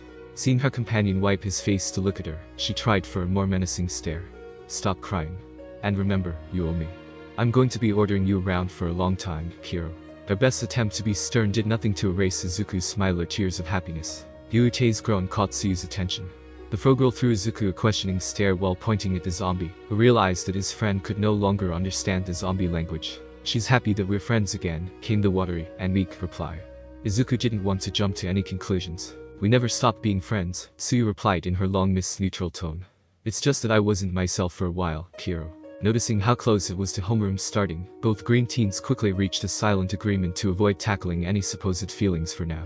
Neither felt ready to acknowledge the existence of such as of yet, nor tread the path they opened before them. Meanwhile, in his office in the depths of UA, Principal Nezu was in the process of receiving terrible news over the phone. Someone dear to him had just lost his child. The scientist, although one of those who'd initially taken part in the experiments he'd suffered in the past, had eventually been the one instrumental in him gaining his freedom. The two had kept in contact over the years, and it hurt to learn that such a man, perhaps one of the few humans he could stand, was now forced to endure such pain. To make matters worse, he hadn't even received the information of the child's passing from the man himself. It had been the bit woman that he'd insisted on marrying had called. And according to the child's stepmother, it had been suicide. Knowing in his bones that the little bundle of sunshine he'd met numerous times in past wouldn't commit such an action, Nezu knew there was more to the story than what he was being told. Unfortunately, the bit woman opposed even the notion of an autopsy, which, with his friend overseas and unable or unwilling to answer calls, left him little room to investigate. Luckily for him, he did have that quirk that he'd been tortured so extensively for, and it easily allowed him to remember a key factor he could use to his advantage. Tsukauchi-san, I have a favor to ask of you, Nezu stated to the confused and now surprised detective, who'd only just arrived to the school and entered the office after an unexpected call from the principal. I need you to bring the body of a certain child to my school. Why, I can't do that, Nezu, the detective shouted. That would break so many laws. Have no fear, Nezu cut in, waving away the legitimate concerns of the panicking man. I have a way to gather the information I desire without having to lift a single blade. The body won't be harmed. Recognizing the unbending determination in the Quirk animal's eyes, the detective eventually acquiesced. Before leaving on his task, however, he did manage to extract a promise that nothing untoward would happen to the body he was about to procure, and that it'd be returned immediately if foul play wasn't discovered. Takeo-kun, please forgive my coming actions, Nezu said to a portrait hanging on his office's back wall. Know that I only defile your baby to bring justice to those responsible. It's the least you, and this child, deserve. Staring up at the portrait, Nezu reminisced on the time portrayed, when a younger him would ride the shoulders of a giant without care, while the colossal man cradled a tiny babe in his massive hands. A couple of hours later, trudging through the halls, Izuku's mind was overloading, attempting to figure out the reason he'd been called to the principal's office. When President Mick, the current period's teacher, had received the message requesting his presence, the class had erupted into pandemonium. Half of his classmates were sure he was about to be expelled for the side effects of his quirk, or at least suspended pending review. The other half, those who supported him, believed he was going to receive recognition for saving a life, as well as saving face for the academy. Suyu, still feeling twinges of guilt for being unable to keep a lid on it while under the effects of Izuku's control, feared the worst. Quietly, she followed her friend as he trekked to his fate, completely ignoring the shouting from President Mick to return to her desk, and that only Izuku had been called. You called for me, sir? Izuku asked, knocking on the principal's office door. Entering immediately as instructed by President Mick's message, the green-haired teen was closely followed by Tae. Unable to gather her courage in time, Suyu was left outside as the door closed. Cursing her indecision, the fro girl swore she'd enter should she hear things escalate. Midoriya-kun, thank you for being so prompt. Nezu greeted lightly while standing on his desk. Please meet Detective Tsukauchi. He's our contact of choice when working with the police department and the head of their CSI division. Tsukauchi, this here is Izuku Midoriya, the student I've told you about. As introductions were given and hands shaken, Izuku idly noticed the plain appearance of the tall, black-haired man. He looked completely unremarkable, a trait he could empathize with. The older man did rock a trench coat that added a flare of mystique to him though. Midoriya-san, it's a pleasure to meet you, Tsukauchi said before turning to Tae. And I assume this pretty young lady is your undead companion. Tsukauchi's neutral tone was refreshing for the green-haired teen, who was too used to misunderstandings and faces of horror. Pleased to meet you, sir, Izuku replied, Tae letting out a groan in apparent acknowledgement. And yes, was Taimata. She's my partner. But pleasantries out of the way, Nezu hopped back to his chair, sitting down smoothly before turning back to his audience. Noticing the nervous glances from his student, the Quirk animal let out a small jolly laugh. Let me start by assuaging your fears, Midoriya-kun. You're not here to be suspended, or expelled, or heavens forbid arrested, Nezu reassured. The instant he saw the green-haired teen begin to relax, he continued with his explanation. In fact, you've been called here due to a favor I must ask of you.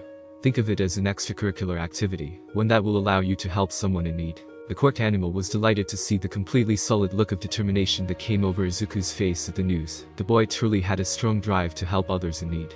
But the question was, how strong was that resolve? Sir, I know I'm cursed, and a monster to boot, but if it's for someone in need, I'll do everything in my power to help. Tsukauchi felt his respect for the green-haired teen increase instantly. Such drive was admirable, but he still wondered if the young man would really be up to the task. Well, I'll overlook your grossly inaccurate comments about yourself this time, Midoriya-kun. I do believe in your intent, Nezu said, frowning at how openly one of his students could voice their self-hatred. Tsukauchi, if you would. Nodding, the detective handed a manila folder to the green-haired teen. Opening it, Izuku began to flip through pages he was pretty sure he shouldn't be looking through. As he read, Tsukauchi began to explain the case. Victim's name was Masago. Reportedly found this morning, dead, hanging from the dresser in his room. The information washed over Izuku. His analytical mind was beginning to build a profile. His stepmother claims it was suicide due to the pressure he was facing from appearing on television for an upcoming show. The picture presented in the file was of a young child, no older than 10 years of age. With a precious smile, cute facial features, and a petite build that was topped with long light blue hair pulled back into ponytails, Izuku noted that Masago could easily pass as a little girl. However, the death is suspicious, Tsukauchi continued, catching the interest of the frowning green-haired teen. Go-san wasn't meant to appear as himself on the show. He cross-dressed under the alias of Lily Hashikawa, which he'd used to win his spot on the show in the first place. Whispers were Lily was on the fast track to becoming an idol. That means the social pressures he would have faced in the outside world should have been minimal. Nezu couldn't help but cut in. His quirk, high spec, almost demanded to be utilized in the current proceedings. Additionally, the stepmother demands no autopsy be done, and has scheduled for the cremation of the remains, in only a few short hours. His mind working overtime, Izuku quickly came to the same conclusion as the principal. Something wasn't right here. This isn't. Izuku worked through more pages from the file, paying special attention to the final few that showed Masa's corpse. This isn't a suicide. This picture here shows a face locked in an expression of fear. And these marks on the neck. Are these handprints? That is exactly what we thought, Tsukauchi said with a grim smile. He almost wished the circumstances of their first meeting had been less dire. He'd have offered the boy before him a chance to internship at his department in a heartbeat. What I don't understand, Izuku said, closing the file and handing it back to the detective, is why I'm here. Go-san is already dead, I can't heal that. And regardless of what anyone else thinks, working with the undead doesn't automatically make me an evil genius. He'd be able to professionally offer an opinion that would help solve this case. Izuku slumped, at a loss as to why he'd been shown any of this. It was too late for him to do it. Tae groaned, tugging on his sleeve. What? Izuku flinched back in surprise, voice high. Why would I purposely turn him into a zombie? Because that's exactly why we've asked you here, Tsukauchi deadpanned, quickly shaking off his own surprise that the green-haired teen before him seemed to be able to understand his undead partner. Izuku, speechless, looked from Nezu to Tsukauchi. Both stared back, resolute in their decision. Tae groaned again, and neither detective nor court animal needed a translator to hear the "I told you so" in the sound. If it's trouble with the QRA you're worried about, Midoriya-kun, have no fear, Nezu reassured, with my stamp of approval. This will simply become another test of your court to actively attempt to raise an undead. And with an additional recommendation, it can even be a recognized upgrade to your capabilities. Nezu didn't need high spec to know that he was asking a lot from his student. The boy was no doubt still dealing with fallout from the battle trial fiasco, and if he wasn't mistaken, deep-seated self-hatred related to his quirk. I still don't understand. What's the point of making him a zombie? Izuku asked, still baffled. He also felt the stirrings of concern for this boy he'd never met. In the time since quirks have become everyday facets of life, new precedents for many previously impossible to imagine scenarios have been set. Tsukauchi stepped in. One of these is in fact related to how custody of the undead is decided. Izuku shuddered. Hearing the detective speak so clinically about such a topic oddly gave him the creeps. If Go-san were to be raised as an undead by a quirk, custody of his body would fall to the QRA and local police. His stepmother would no longer have any say in its fate, the detective continued undeterred. As head of the CSI division, my jurisdiction includes deciding if newly found zombies require immediate autopsies. This is a precaution in case the cause of death was related to the zombification of the corpse. Do you understand? It made sense to Izuku, but that only made him sure that what was being subtly suggested was absolutely illegal and doubly biased. Unfortunately, the only other option was to let a horrendous crime be swept under a rug. As for the QRA, Nezu picked up, seeing Izuku begin to waver in the face of their logic. It actually falls to me as principal of UA to determine the boundaries of my students' Quirk examinations. Intellectually speaking, there's no one else better suited to making those types of calls. Nezu, getting into his spiel, popped up from his chair and strode across his desk.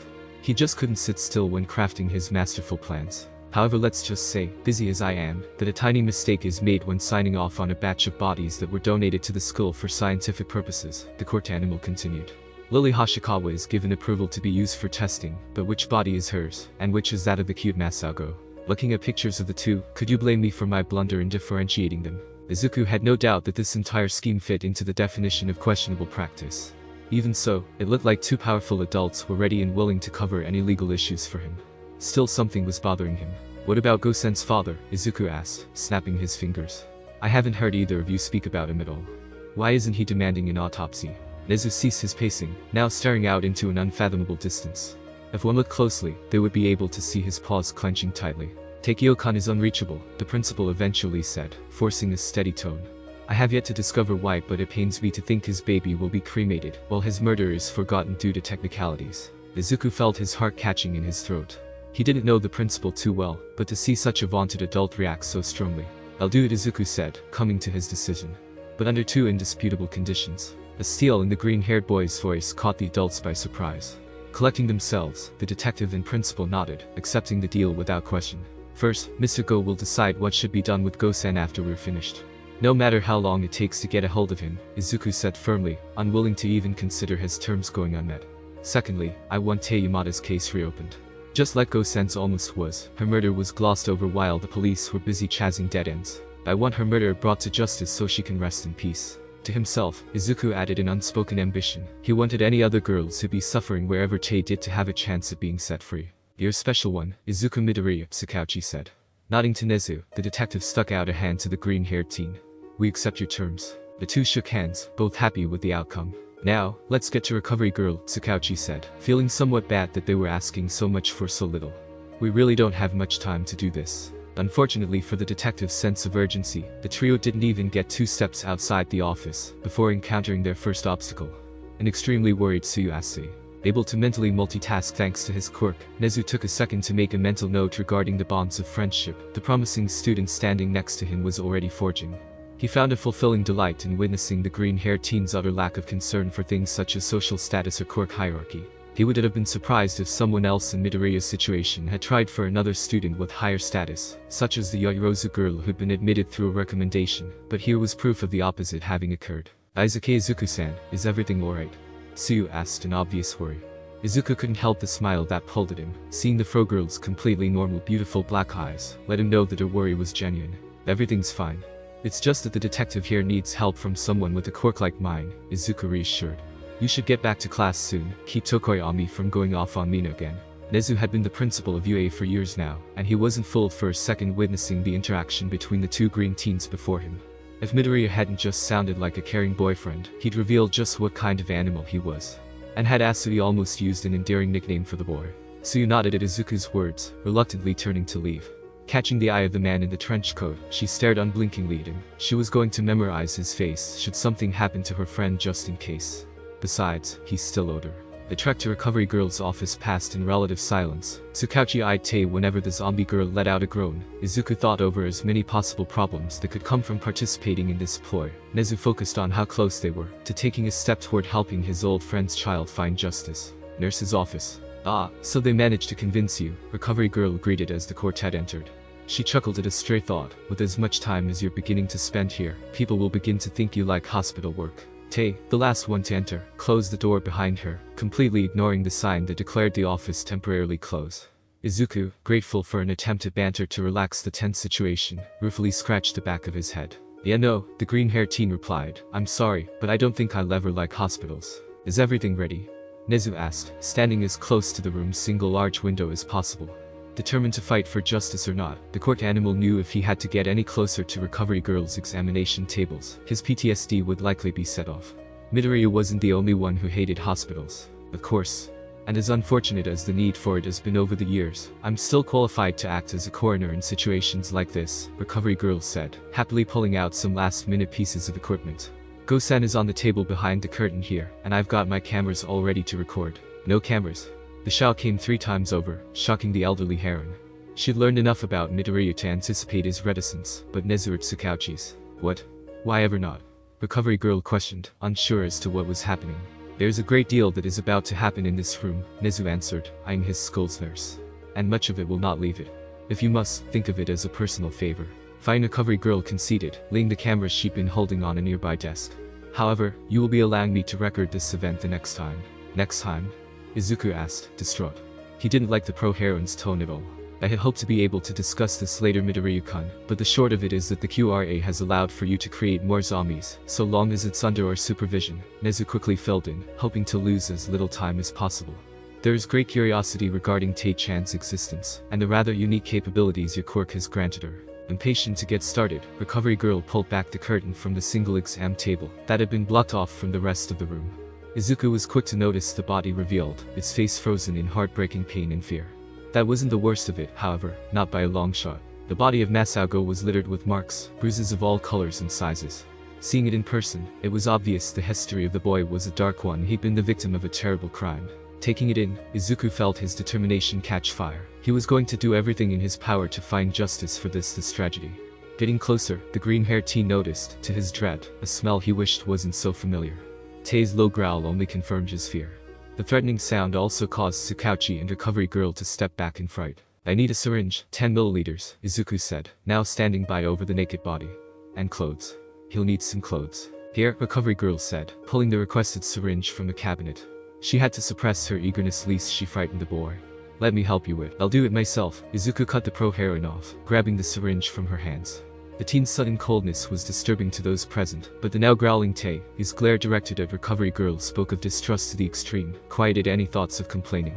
Tsukauchi had seen a lot during his tenure upholding the law, but even he had to admit to himself that seeing a high schooler plunge a needle into his own arm, with practiced ease no less, without flinching unsettled him. To his experienced eye, it appeared like Midoriya had done such an action before hundreds of times. And not only to himself it seemed, for without pausing, the teen took the now full syringe, found a vein on the corpse's arm, and started injecting his blood into it. Now go.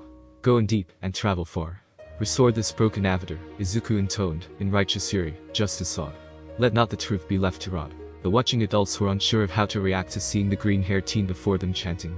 As he repeated the process of injecting his blood into the corpse of Masaugo 3 more times. Noticing she was standing behind her 2 enraptured peers, Recovery Girl stealthily activated her cameras. She wouldn't be denied the opportunity to properly study the zombification process in action. When the final injection was completed, Izuku stood back, limiting his actions to staring at the body and lowly muttering at it to rise. There was nothing else to do now but wait. A minute passed, no movement. 2 more minutes passed. Masaugo was still as unmoving in death as ever. After 7 more minutes of nothing, Tsukauchi decided that their attempt had been a failure. He hated to say it, but it looked like Midoriya's Quirk must have had a fluke, and there would be no justice for the child. Just as the detective had taken the sheet that had covered Masaugo's corpse to recover his face, the body shuddered. Suddenly, glowing red eyes snapped open. Tsukauchi jumped back in surprise. In a move seen in any cult classic horror movie, the corpse sat straight up. Slowly, the newly reanimated zombie turned its gaze around the room, opened its mouth and, "Pappy?" The zombified Masao asked, clearly disoriented and scared. "Where's Pappy?" "What?" Izuku gasped, more disoriented than the kid on the table. How is what? The unexpected development struck the adults in the room slightly differently. Tsukauchi found himself pressed as hard as he could be against the farthest wall from the newborn zombie, unable to get a handle on his body's reaction to the unnatural wrongness before him. Nezu was too shocked to react. Never had he expected Midoriya's Quirk could be so strong as to bring a victim back to full cognizance. Recovery Girl, the consummate professional she prided herself in being, leapt forward into action. "There's still no pulse," the pro-heroine said, pressing a stethoscope into a chest that didn't rise or fall. "And there's no evidence of breathing either. By all accounts, this body is still clinically dead. Where am I? Why am I naked again?" Masao asked, becoming agitated as more cognitive function returned. "I do not want pizza and hot dogs anymore. I want to go home." Tsukauchi felt his blood freeze, and not because a newly created zombie was somehow self-aware enough to lose its temper. He'd heard that phrase before. Pizza and hot dogs slang for a group of high-profile pedophiles throwing a party where the menu included children. It was truly despicable. But this opened up so many possibilities. If dead witnesses could now give testimonies on who killed them, criminals would have one less way of evading punishment for their crimes. Izuku wasn't quite sure what the latest recipient of his quirk's power was talking about, but he knew he needed to do something. Whatever Go-san was remembering, it was clearly traumatic. Moving before he could really think, the green-haired teen hugged the distressed child, beginning to rock back and forth. Nezu was shaking. In rage. Just what the hell had that bitch involved his friend's precious child in? He thought he'd been angry when he'd first heard about Masao-kun's death. That was nothing to what was reverberating through his small frame now. The Recovery girl couldn't believe her luck. With Midoriya's quirk she could change everything. She'd be immortalized as the one who discovered how to conquer death and bring back the great heroes of old. She could hardly contain herself. It's okay, I promise, Izuku soothed. No one's gonna hurt you anymore or ever again. The green-haired teen's kind words were contrasted by the suddenly harsh glare he directed at the adults. Didn't I ask for clothes? Realizing they'd completely become mired in their own thoughts, Tsukauchi and Nezu jumped to grab anything at all to help the kid's modesty undead or not. While the two adults were scrambling, the newly zombified child was beginning to calm down. The scent in the air was familiar, comforting, like family. The green-haired teen, he felt trustworthy. He wasn't going to hurt him, not like those old men. There was this feeling like he was someone worth being around, doing things for. In the span of a few minutes, a tire had been found, a hospital gown that was 2 sizes too large, the exam table had been turned into a debrief desk with Tsukauchi on one side and Izuku and his Amis on the other. Recovery girl in the meantime had managed to surreptitiously place her cameras at all angles around the room. Okay now, Masao-san. Lily. I am Lily. The newborn zombie interrupted Tsukauchi while pouting, apparently still irate at being seen naked. Only Pappy can call me that. Lily? Izuku asked, slightly confused, like Lily Hashikawa. The zombie child nodded emphatically in response. Yes. That's me. Lily is the prettiest girl on TV. Lily shouted happily, obvious pride shining.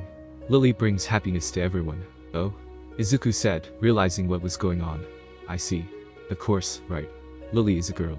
The green-haired teen was surprised to discover that the up-and-coming idol's cross-dressing alias was actually the identity Masa Lily felt was the better fit.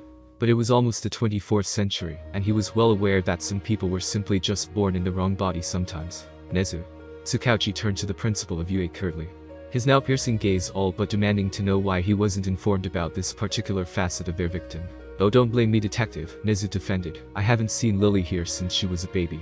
How would I have known? Brushing off the defense, the detective turned back to Lily, cross-face instantly smoothing back to his professional interrogator visage. Anyway. Lily, could you tell us what the last thing you remember is? He'd have loved to press the court animal for not knowing something for once. The opportunity came once in a blue moon after all, but he had to hurry. No one knew how long this seemingly stronger effect of Midoriya's quirk would last. Instead of answering, Lily bowed her head, hiding behind her blue bangs. Izuku, noticing the apprehension radiating off the hunched zombie, gently laid a comforting hand on her shoulder. It's okay, tell him everything, the hero in training said, hoping to project calm. We need to know, so that the people who hurt you can be punished. Swallowing thickly, and wasn't that a slight surprise to those who didn't think a zombie could get nervous, Lily nodded. Raising her head, she locked her slightly glowing red eyes to Tsukauchi's black. Lily's new mom said we were going for pizza and hot dogs. The little girl began slowly, to celebrate Lily's placement on the TV show. That phrase again. Izuku noticed how Tsukauchi stiffened again as the words left Lily's mouth. Any question he had about it being worse than it appeared was definitely gone now. The detective, indeed now rigid, was itching for his notepad. It looked like there was no question now. The stepmother was a willing participant in this monstrosity. But Lily didn't get pizza or hot dogs, the zombie girl continued, unbidden. Stepmom brought Lily to a shiny place filled with old men instead. Old men and other kids. Red eyes filled with tears and shoulders shaking, Lily endured, unable to stop. The greasy old men, they stuck things in Lily's butt. The tears were falling now, and sobs racked the small zombie's frame, but she pushed on. They always hurt too, always burned. But the old men laughed no matter how much Lily cried. They laughed before grabbing Lily's face and prying her mouth open to put in there. Izuku, feeling queasy, softly put his hand over Lily's mouth, silencing the horrible picture. He thought he'd be able to handle hearing what had happened. He'd seen the pictures. But this was worse than a nightmare. Then he realized it was almost like Tay all over again. Enough, that's enough, Izuku choked out, reaching down to hug the quietly sobbing little girl. Tsukashi-san, surely you don't need to hear anything more at the moment. No, of course not, the detective was quick to agree. Seeing a child cry was always heartbreaking, but a dead child. There were no words. Lily, if I show you pictures of lots of men, do you think you could pick out those that hurt you? Or, even better, anyone you saw in the shiny room at all? Peeking out from under Izuku, the tearful child gave a shy nod. We can still do the autopsy, recovery girl suddenly offered to the silent room. The tactless proposal earned a glare from the green-haired boy before her, and a truly menacing growl from the other zombie in the room. Or we can just use my scanners, the pro-heroine meekly tried in the face of brutal murder. Although even her other tools would be acceptable to study this new breed of zombie. She didn't think she'd ever heard of a report on an awakened undead before. As Izuku held Lily in his arms, he couldn't help but look at Tae in wonder. Why hadn't she awoken, after all this time? Or was the better question, why had Lily woken up? He was sure of one thing though, he'd once again just opened a massive can of worms. He needed a coffee or something, anything to help him think of a way out of all the trouble he just knew was coming. A sinister insight. Tsuyu started her day, oddly enough, on both the wrong and right foot. When she finally managed to shake away the last vestiges of sleep, she realized that her tongue no longer remembered Izuku's taste, her nose no longer sharp enough to pinpoint his location. A mad dash to her bathroom's mirror revealed a black-eyed reflection, the long-awaited sign her savior's blood no longer pulsed inside her, influenced her. The rules no longer apply. She'd be able to touch him this morning. As this thought blazed through her mind, Tsuyu came to another revelation. Her feelings for the green-haired teen were indeed the real deal. Unfortunately, the elation that wanted to bubble up from her stomach was summarily soured by memories of how much she'd suffered at the hands of Izuku's rules. She didn't know what she wanted to do now. Any doubts the frogirl might have had about being returned to her old self died when her savior arrived at her family's home to walk her to school. Memories of her actions under the influence of his blood, the trouble she'd caused, flooded her mind immediately upon seeing him, and her self-consciousness struck full force. How was she supposed to greet him now? Conflicting feelings battled within her, and the decision to remain silent was made in a split second. Stewing in her uncertainty, Tsuyu avoided eye contact for the entire trip to school. When Izuku was called to the principal's office, however, she knew she was a lost cause. Watching the green-haired teen walk away caused her to be consumed with guilt. It'd be all her fault if he was suspended or expelled, since she'd been unable to keep his control ability secret. She'd ended up following Izuku for a hodgepodge of reasons, regardless of present mixed warnings, earning her first attention in her entire life. "Hey Asui-san, are you alright?" Jiro asked the distraught frogirl across from her, leaning forward to speak around the red-haired Kirishina. The groan of exasperation wasn't an encouraging sign. "Not really, Kiro," Tsuyu replied, slumping further into her desk. Waiting for Izuku to return to the classroom, all smiles to prove everything had turned out fine, was torture. She was so going to punish him for getting her into trouble, now maybe demand he stay with her for the entire detention. Is detention that bad? Ichako asked, barely able to remember her last detention from back in elementary school. A prank gone wrong had cost her a whole evening, but it had been more boring than anything. Not even her parents had been angry with her at the time. Tsuyu didn't answer. The problem wasn't the detention, or the fuss her mother would no doubt make about it. She was more concerned about that detective she'd seen, and how long it was taking Izuku to come back. There was only an hour before lunch. President Mick had left forever ago, but there was still no hint of the green-haired teen. She was beginning to suspect that the selfless idiot had tricked her, sacrificing himself to whatever horrors the policeman could think of, in order to protect the rest of the student body from his nefarious influence. "Asui-san, you are worrying for Midoriya, correct?" Tokoyami asked eventually. The raven-headed teen had nailed it on the head. Maybe he's just being questioned. "You know, about his morals," so Jiro butted into the conversation, unable to remain a neutral party. "I mean, think about it. He didn't do anything bad to Asui-san, sure, but he had her under his complete control. While the tailed boy didn't have anything personal against his green-haired classmate, the cunning mind he'd shown and his aberrant quirk gave him the creeps. The powers Midoriya had shown weren't ones he was keen to see grow. Hey, maybe he was asked to keep a villain under control." Mina threw out, quick to jump in. It was clear to those involved from her excited voice that the pink-skinned girl was more intent on derailing conversation than helping though. "You infer he's been involved in an interrogation?" Iida questioned, ever serious. Mina frowned, her attempt at a prank setup hijacked by the academic.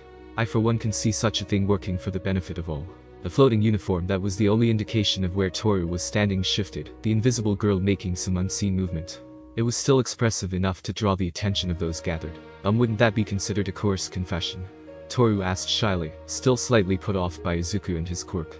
She agreed that he seemed like a nice enough person, but the idea of his blood getting into her and becoming enslaved still haunted her dreams sometimes. "I wouldn't think so," Momo interjected, ready to do her best to defend her vice president.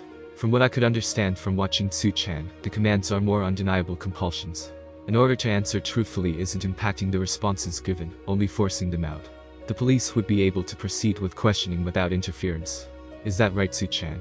The mature girl might have found the idea of blood transference revolting, but that was more to do with her slight hemophobia than any issue with her green-haired vice. Izuku had shown himself to be quite the responsible and capable person. His handling of Tsuyu's incapacitation only further proved his morality in her eyes. "It's true, disobeying his commands is impossible. No matter how much I tried, I just couldn't," Tsuyu replied monotonously. If she hadn't been so distracted by her worries, she might have watched what her mouth was saying. But he was too kind about it. Seeing another opportunity for teasing appear before her, Mina jumped on the slip as quickly as she could. Wait. Are you disappointed that he didn't order anything kinky? The pink-skinned girl asked, a large badgering smile on her face. Conspiratorially, she nudged Toru, hoping her usual partner in crime would catch on and help her out. Tsuyu fought the urge to reply. Silence was better for her than any possible answer she could give Mina's suggestive question. From the looks her classmates were trading back and forth, many seemed to agree with her. It was easy to see that many, regardless of how they felt about his quirk, considered Izuku too nice to do something like that. Others, from the pinched looks they held, were clearly of the opinion the prying was in bad taste. Oh man. The things I could do with a quirk like that. The nasally voice of 1A's resident pervert railroaded into the gathered classmates, earning the midget glares of derision from nearly all present. The other ladies would be easier to please with what Midori is packing, Hantasero, a teen with a sharp chin and cylindrical elbows, added with a suggestive wink. It'd be easier to get away with a lower budget date, am I right? Kaminari joined in, earning his own death glares from the girls. A quick double slap and an ear jack to the eye later, and the three boys were hunched over cradling their newest reminders to not piss off their female classmates. Sometimes it seemed like they didn't take their education seriously at all. But seriously, Tsu-chan, Achako pushed, is Midori a cheap boyfriend? We're not dating, Tsuyu grit out vehemently. The fro-girl helped her curt answer hid her disappointment, while also conveying she wouldn't be against such a thing occurring. Clasped hands and a hopeful look joined the rosy-cheeked brunette's now sparkling eyes. Tsuyu felt her stomach begin to turn knots. Really? Then do you think he'd want to be one?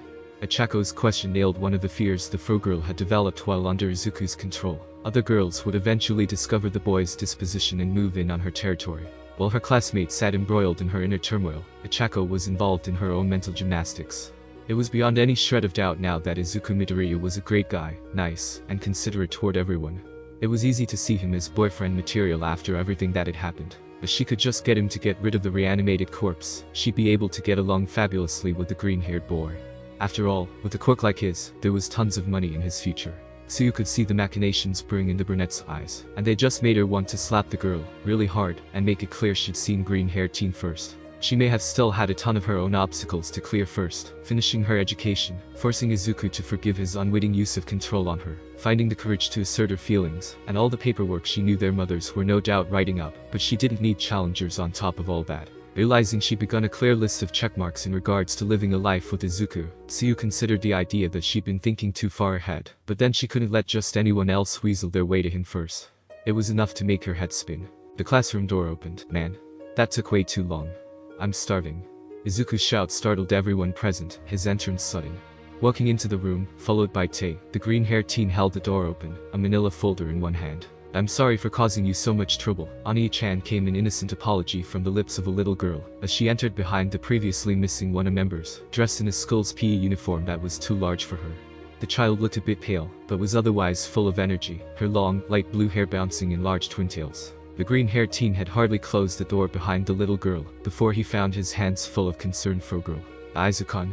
Kiro, Tsuyu's soft question left little doubt to the observing classmates, as to where her feelings lied. Quick to snap out of his shock at Tsuyu's full-body tackle, Izuku wrapped one arm around the person who'd come to mean so much to him in such a short amount of time, his other reaching up to scratch the back of his head. Oh, he's sorry for taking so long, the green-haired teen said. I ran into unforeseen circumstances. As long as you're fine, there's nothing to apologize for, Kiro, Tsuyu countered, sagging with relief when she saw his clear eyes devoid of any withheld secrets. He really was okay. But there were still questions to be answered though, namely concerning the little girl that had just claimed him as her brother. Is she your girlfriend? That is, if the little girl didn't beat them all to the punch. With the innocent cruelty only the naivety of youth could produce, the blue-haired child threw Tsuyu right back into the mental conundrum of her undefined relationship with her savior. Needless to say, she could hardly control the blush that spread across her face, much to the sniggered enjoyment of her classmates. Loli-chan. That's impolite. Izuku blurted out, not confirming or denying the question. Sorry about that, she's a curious one. As the green-haired hero in training tried to wave away Lily's inquisitiveness, Tsuyu felt the beginnings of suspicion sprout in her mind. She knew Izuku had no siblings, and a quick taste of the air confirmed that the little girl was wearing the same perfume Tae did, only in a stronger concentration. What just about clenched it for her though, was that the little girl's eyes were red. Don't worry, I understand, Tsuyu said, forcing her usual monotone. She doubted Izuku would appreciate attention being drawn to the fact he'd probably just use his quirk again. But she had to ask, but more importantly, who is? That's Lily Hashikawa. The child prodigy that's rumored to be appearing on the upcoming Clash of the Idols TV show. It wasn't that one of 1A's members besides Izuku knew the identity of the girl that caused those present to stare in wide-eyed shock at the announcement. It wasn't the near fanaticism the freak-out was delivered with that drew everyone up short either. No, it was the fact that it was Minoru Mineta of all people who had screamed the information that left the room speechless. Lily, happy to be recognized, spun around and launched into a cute pose. Ah, a fan. The little idol hopeful was filled with glee that she was already seeing a bit of the fame she'd worked so hard to gain. Almost immediately, that joy fell away when the loud, short boy began drooling and muttering. Such delicate features. Such a perfect build. Mineta rambled, fingers twitching towards the now backpedaling Lily. The upcoming swimsuit pics are gonna be the best in forever and in a few years, the miniature pervert's depravity was cut short by a solid eraser shot to the head, courtesy of a glaring Izuku. Oddly enough, even though the assault had been committed in full view of all present, not a soul decided to reprimand the green-haired teen for his actions. Unfortunately, the damage had been done. Lily, spooked, had retreated behind her new big brother, clutching onto his pants leg tightly.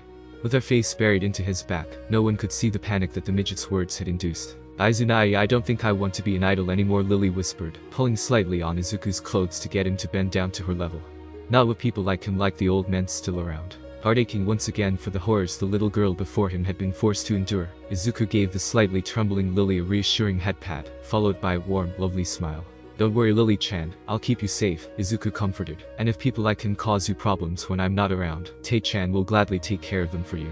Isn't that right? Turning to the older zombie girl, the two were given a resolute grunt from the ravenet.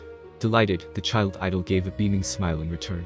Enchanted by Lily's happiness, the girls of 1A slowly swarmed the little girl who, instead of being overwhelmed, seemed to thoroughly enjoy the numerous head pats she was given.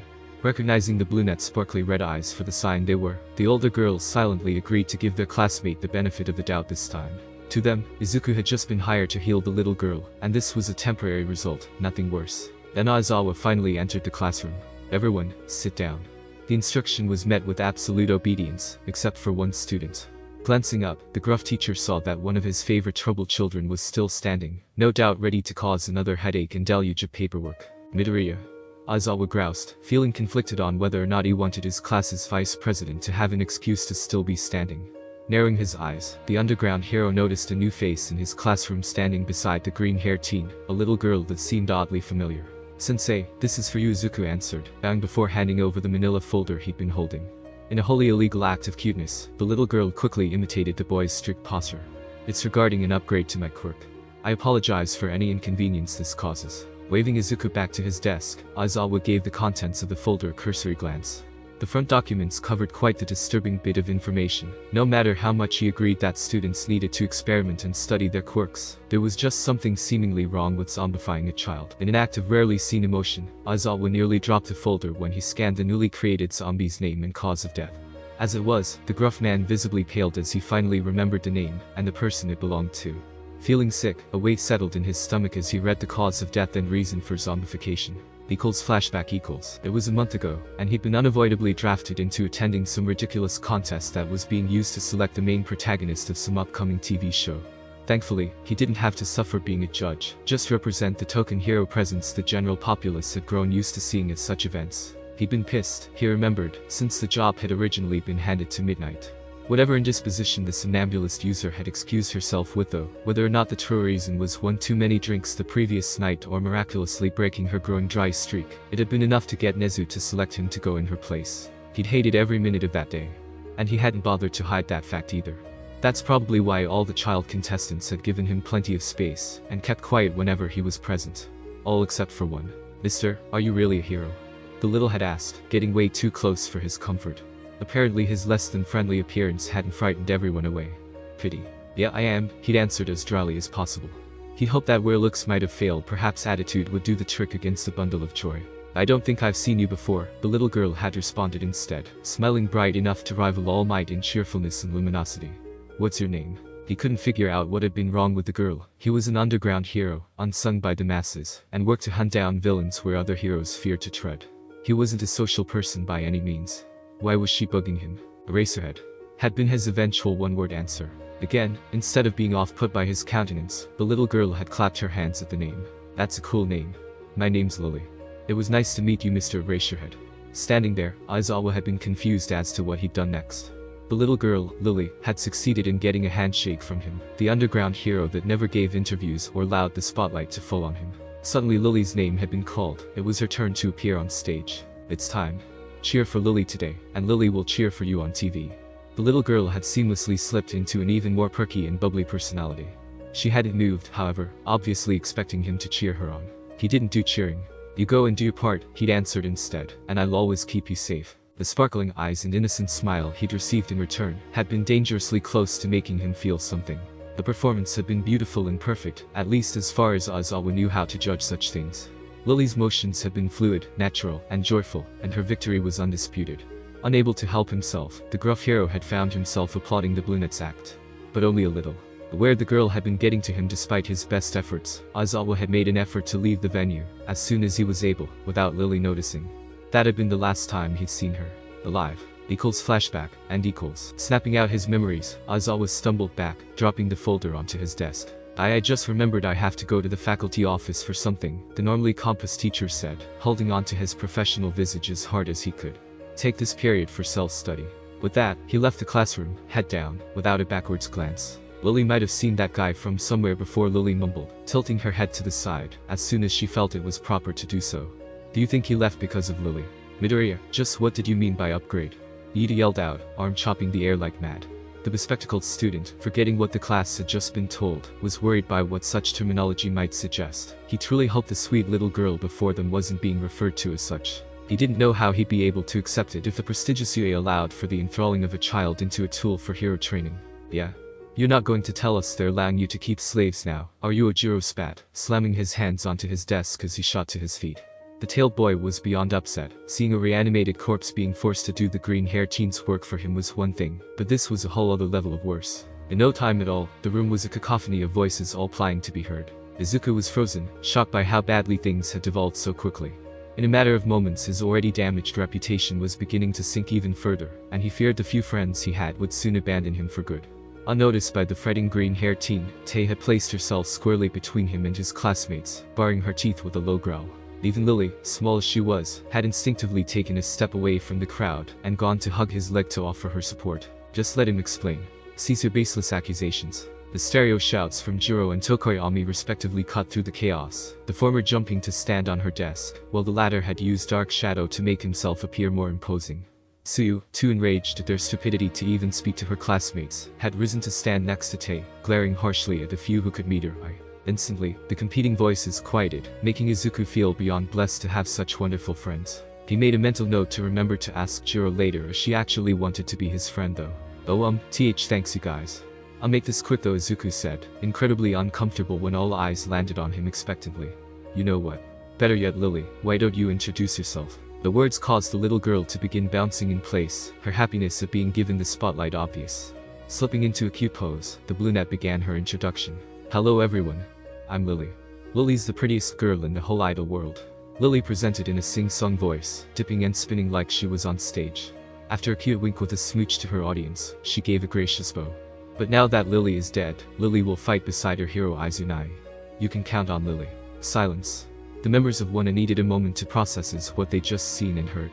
Did La Petite Mignon just say?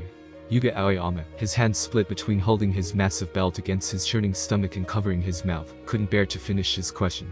The blonde wanted with all his might to be able to disbelieve that he and his class had a dead child before them, hoping that refusing to speak the terrible truth would somehow undo it. Why? Momo choked out, the class president's mind reeling from facing the cruel fact spitting her in the face. The inquiry was followed by one of the mature young woman's fists being slammed onto her desktop. What happened to her? Lily recoiled, more from the question than Momo's aggressive emotional outlet. After a brief moment where it looked like the brunette was fighting some internal battle, she turned to stare back at Izuku, a silent pleading in her red eyes. Lily doesn't have to answer that, does she? Izuku, himself glad to be able to skip reliving the horrors of Lily's fate, was quick to reassure the young zombie with another head pat and one of his best smiles. Of course not, Lily-chan, the green-haired teen said, you've told them plenty. While the brunette visibly relaxed at his kind words, Izuku's classmates all paled at the knowledge that such an innocent-looking little girl had gone through something so disturbing and upsetting that she actively chose not to remember it. Many of them could only conceive of a handful of scenarios that they felt fit that bill, and all of them were incredibly sickening to consider. Left embroiled in their imaginations, the rest of the class sat by as one of their numbers stood from her desk and walked over to Lily. Surprised that she'd have to be the one to bring up the oddity she'd noticed, Jiro knelt in front of the little brunette, gazed into her ruby eyes, checked her pulse, nodded once, and decided it was officially alright to ask about what had been bothering her. So Lily's a zombie that can talk, why? As self-torturous as the rest of one were being at the moment with their thoughts, the clear voice of their musically inclined classmate was enough to snap them back to reality. Like heat-seeking missiles, sharp inquisitive looks were thrown Izuku's way. Once again, he'd landed in the spotlight. That's kin to the upgrade. The green-haired teen tried to begin an answer, only to be immediately drowned out by the ensuing uproar once again. Yue Hall's under staircase. Shoto Aizawa was drowning, curled up in a ball in the spot he found back in his days as a student, where no one would bother him. The normally indifferent man was facing a crisis. His worst nightmare had become a reality. He made a heroic promise and failed to uphold it, and worse still, the victim of his inadequacy had returned from the dead to torment him. Shota-kun, what are you doing here? So much for his spot. Hearing Midnight's voice but choosing to wallow instead of answer, Aizawa continued to sit in his ball, unmoving. What's with you? Midnight continued to prod, sashaying closer to the small space her co-worker had holed up in. You see it goes. Upon getting closer, the 18+ only heroine sobered up instantly. Whatever could put tear tracks down the face of the hardened underground hero Racerhead was no laughing matter. What would you do if someone you failed to save suddenly appeared right in front of you? Aizawa eventually asked, a haunted note to his gravelly voice. Midnight leaned back in a contemplative pose, a perfectly manicured hand raising up to cup her chin in thought, while the other arm crossed her breast to support her elbow. She'd seen Nezu do this pose 1,000 times, and this situation obviously called for serious smarts. I'd say it'd depend on how hard of a failure we're talking about, the heroine ultimately replied after a few moments of silence. Without further or any invitation, Midnight sat beside a co-worker, doing her best to project empathy. I promised to save her, and instead this little girl died at the hands of a group of repulsive degenerates. Aizawa forced the words out, palming his face in his hands. She just walked into my classroom as a zombie, by the way.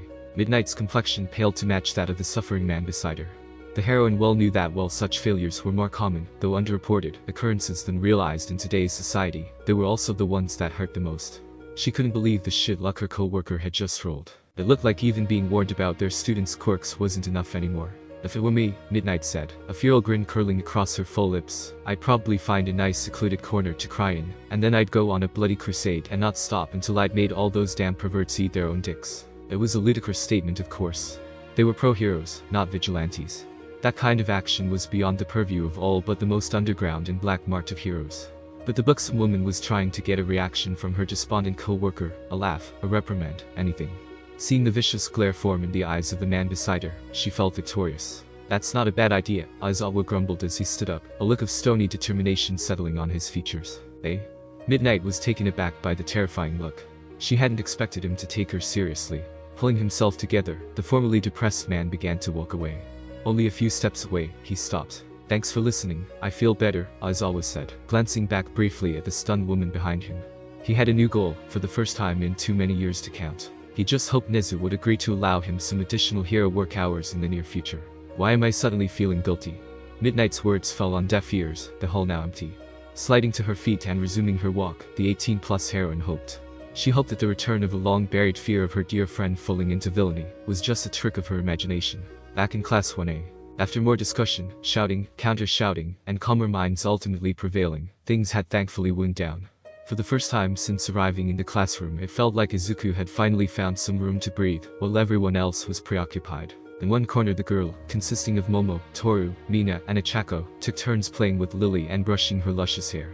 Others like Todoroki and Kirishima watched the undead girl from the sidelines, the sadness weighing their gazes, a clear indication they found her existence hard to accept. Koji Koda, the boy with the boulder-like head and whispery voice, and others like him put more effort into ignoring the elephant in the room, the actual crimes that had been committed against a child like Lily. Then there were the likes of Ojiro and Mineta, who for their own reasons, were against the existence of another undead in the classroom. Tei was in perfect form, acting as an excellent deterrent to any actions they might have taken though. I'm sorry, Tsuchan. Izuku apologized once again. He blamed the fact that his dear friend had earned attention on himself naturally. Don't be, Tsu countered, doing her best to reduce her friend's feelings of guilt. It was my choice and no one else's. It's not your blame to carry. Had it not been for Lily keeping the other girls fully distracted, the Fro girl knew she and Izuku would be getting the 3rd degree for how close they'd become while speaking. The green-haired boy seemed way too worried about her. Still, I wish there was something I could do to make up for the troubled Tsu, so didn't need her friend's kick puppy dog eyes right now. But if he was adamant about offering, she wasn't above taking advantage. She had just the thing too. Fine, if you insist, Tsuyu said, acting as if she'd given in. Why don't you help me with the chemistry work I miss while too distracted by your blood? Now, when Izuku realized he couldn't help her with the assignments, he'd been in a worse headspace than her. She'd have a legitimate reason to keep their close contact going without looking desperate. It was the perfect way to make sure she'd get to spend more time with him. Any minute he'd stutter out in Apollo. Sure, what lessons were you having problems with? The green-haired teen asked, pulling out his textbook. Tsuyu frowned. He'd answered without a second of hesitation. Almost as if, weren't you too upset to focus the last few days? The Frogirl ventured to ask, hiding her disappointment with forced curiosity. Izuku didn't look away from the pages he was fumbling through, busy checking a few of his personal notes, when he answered. I was, but I've already finished the book, so this shouldn't be a problem. Whatever else he'd meant to say was lost to a storm of mumbling. You finished the whole textbook already. Tsuyu's incredulity temporarily usurped her usual monotone. Unfortunately, Izuku took the tonal change for one of criticism. Years spent as a victim of similar condemnation had left the green-haired teen with the disposition to avoid acknowledging his intelligence. So in terminatory form, he tried to cover for his accidental slip. I was bored. Izuku weakly replied, instantly knowing such an answer was too stupid to pass muster with his friend. Tsuyu looked from the now sweating teen in front of her to the backpack at his feet, just now remembering that at least half of the notebooks in said pack were filled with Quirk and hero analyses. And he had many more just like them that he didn't have the space to keep with him at all times. It suddenly clicked to the Frogirl that the sweet boy before her had a truly brilliant mind. Izuku, is there a book on any of the syllabi for any of our classes that you haven't finished yet? Tsuyu asked with slight apprehension. The green-haired teen stopped his page turning, considering the question. He snapped his fingers a second later. Art history, Izuku said. I just can't understand it at all. Tsuyu fathomed. How was she supposed to deal with this cinnamon roll without feeling like a complete idiot now? Yo? I could totally help out with artsy stuff if you lend me a hand with Chum too. The sudden offer was followed by Jiro plopping herself down next to Tsuyu, bag and notebook in hand. Tsuyu might have felt annoyed by the intrusion, but her sudden dire need to cover how inadequate she now felt trumped the knee-jerk reaction. In fact, she'd welcome her classmates' presence while she thought of another plan. Might I join this fortuitous study session? Tokoyami piped up, approaching the three. It was hard to see unless one looked, but the avian-headed boy was sporting a massive blush, due to the embarrassment he felt at needing to ask for help. And if I could be so bold, would aid in mathematics be acceptable as well? I'd really be grateful. In no time at all, the now group of four were huddled around a pile of books, lost to the world around them as they shared and polished their knowledge with each other. After school, the rest of the day had come and gone without further incidents, besides the slightly odd behavior from Aizawa when he'd eventually returned from his trip to the faculty office. When their classmates had left after the final bell, Detective Tsukauchi had stopped by to pick up Lily for the identification process, which was being held next door. Izuku, Tsuyu, and Tae were now alone in 1A's classroom, waiting. Two were quiet as they thought over their day, the last busy staring into space. Lily's official welcome to the class had been an interesting mixture of reactions. Most hadn't known how to handle the realization they were interacting with a dead child, and those that did act ran the gamut. Surprisingly enough, it had been Kirishima that had gone as far as to offer up a prayer for the little girl's soul, which had caused Lily to give the redhead a crushing hug. Not one to be outdone, Momo had promised to bring her beauty accessories and tools the next day, the mature girl almost giddy at the idea of dolling up the brunette, so she'd look like a real idol.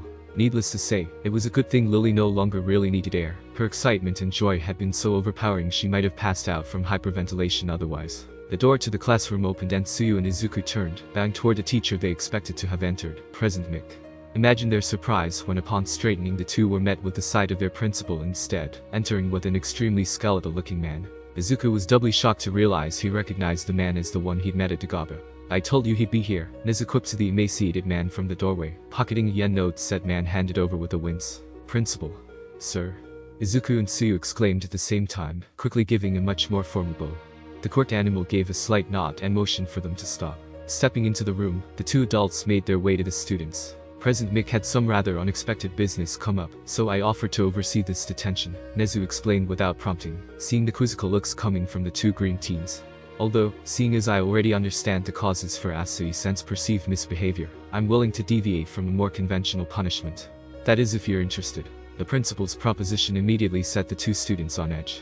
Legend of the Quirk animal's love of toying with humans had already made the rounds in the freshman classes, and while Izuku was fairly sure they had nothing to fear due to his earlier interactions with Nezu, he wasn't about to risk Tsuyu's safety for anything. Tsuyu, likewise, was prepared to accept any punishment over allowing more harm to come to Izuku. What did you have in mind? Izuku asked, inching in front of his friend. Unbidden, Tae covered the trio's rear. Just to be safe. Outwardly raising a furrowed brow, Nezu internally cheered at seeing the protective behavior in front of him. It only encouraged the hope he'd begun to foster in his heart. I'm not much one for corporal punishment or long lectures on responsibility and consequences, Nezu said, jumping up to sit at Aizawa's desk. These are things I leave to my staff. Instead, I tend toward a more intellectual approach to things. As the quirked animal spoke, the skeletal man pulled out and placed a wooden box on the desk. At a prompt from the principal, Izuku, Tsuyu, and Tei stepped closer, allowing them to see the ornate designs engraved on this small case. Nezu opened the container, revealing a chessboard with neatly rowed pieces. Each figure appeared to be beautifully handcrafted. He should feel honored at having a chance to play against Nezu-sensei. Young Midoriya, the lanky man, suddenly spoke up, earning the attention of said teen, but unable to garner enough to pull his gaze from the board. "Oh, I am Mr. Izuku," trailed off, fumbling when he belatedly realized he couldn't remember the sickly-looking man's name. It completely went over the heads of the two living students that it was Izuku who'd be facing the principal instead of the fro girl who'd actually been in trouble. The man only chuckled, seemingly finding the green-haired teen's question humorous for some reason. "Yagi?" "Toshinori Yagi," the now introduced Yagi said. "I work as one of Nezu's secretaries." It was a simple lie, when the blonde had begged the principal to allow, so his presence wouldn't further antagonize the teen he'd already hurt so much. "Nice to meet you, Yogi-san," Izuku said, bowing again to the man. Tsuyu quickly followed suit, although Tei remained ramrod straight.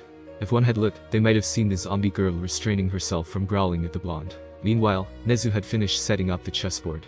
The quirk animal clapped his paws together, the soft sound still catching the attention of all present. "Now, for the terms," Nezu said, glancing between his two students. "Midoriya-san and I will play a single game. Depending on how he fares, Asui-san's punishment will either be reduced to time served observing the match or..." At the trailing of the principal's words, both Izuku and Tsuyu felt their hearts constrict. Neither knew what madness to expect from their school's infamous principal. "She'll have to promise never to do such a thing again." Izuku blinked. Tsuyu blinked. "What? I won't. I promise," the fro girl declared as soon as her brain could fire again, thrown for a loop. Even as the words left her mouth, however, Tsuyu knew she'd do the exact same thing again as she believed Izuku was in trouble. Nezu laughed lightly at the quick response, Yagi even cracking a smile. Like either of them believed such a thing from what they'd already witnessed of the two. "Well, that's good to hear," the principal said, allowing the pledge to go unchallenged. "It looks like we can just enjoy the game now, Midoriya-san." Signaling the green-haired teen to take a seat, Nezu looked over his black pieces, eager to see Izuku's opening move. Ohimte lowly groaned, causing Izuku to chuckle. The easy response indicated to those who didn't speak zombie that nothing important had been communicated. "Of course I'm going to lose, I only know the basics of the game," Izuku said, somewhat informing the others of what had been groaned. "Even so, I know this will be a good learning experience." With that, the green-haired teen made his first move, earning a smile from the principal and a raised brow from Yagi. Taking a moment, Nezu considered the board, visualizing a handful of possible moves, counter-moves, and contingencies. "So, what's your opinion of the current quirk hierarchy, Midoriya-san?" Nezu threw out as he moved his first piece. The unexpected and controversial question earned surprised stares from Tsuyu and Yagi both. "I think it's stupid," Izuku replied without missing a beat, making his next move. The surprised stares transferred to him. "How so?" Nezu asked after finishing his second move. A thoughtful expression passed over the green-haired teen. "Well, logically speaking, the idea of a hierarchy based on maintaining strong emitter types and evolving stronger bloodlines is ludicrous when considering the randomosity of quirk inheritance," Izuku replied, debating between two pieces for his third move. "Take me for example. My parents have emitter-type quirks, but I'm a mutant type.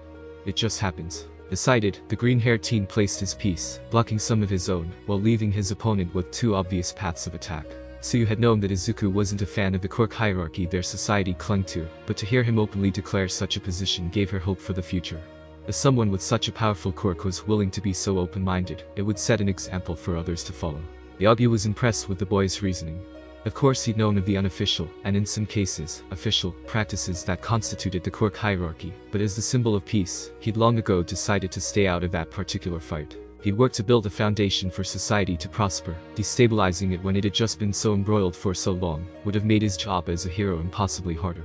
At this point, he was sad to say, it was a battle for the next generation to fight. "So you believe what then?" Nezu probed, taking a second to lift a piece, consider it, then return it to move another. "That the hierarchy should be based on power and utility, instead of type." It was Yagi's turn to blink in confusion. It was well known that the principal usually obliterated challengers in 3 moves. How was the match still going? "No, that'd be even worse." Izuku chuckled, sliding a piece forward. The two living spectators were now hanging on every word spoken between the two opponents. "Oh? How so?" Nezu threw back, moving an unexpected piece yet still not finishing the battle of wits. Power alone is one of the worst ways to measure someone's worth, Izuku stated firmly. I mean, what good does it do anyone to have all the power in the world if he or she doesn't use it to protect or save the weak? The spoken words cut deeply into Yogi's heart. They were eerily similar to his own master's beliefs on heroes, a philosophy he'd recently realized he'd walked away from after his crippling injury. Suyu was mystified at how a simple game of chess had progressed into something entirely more profound. Nezu's eyes widened. That last move, the boy was taunting him. His patience and conviction, it was exciting to see. It made him want to go all out. What would you propose then? Such a question shouldn't have come as a surprise to the green-haired teen, based on how the discussion had progressed, but all the same Izuku found himself speechless.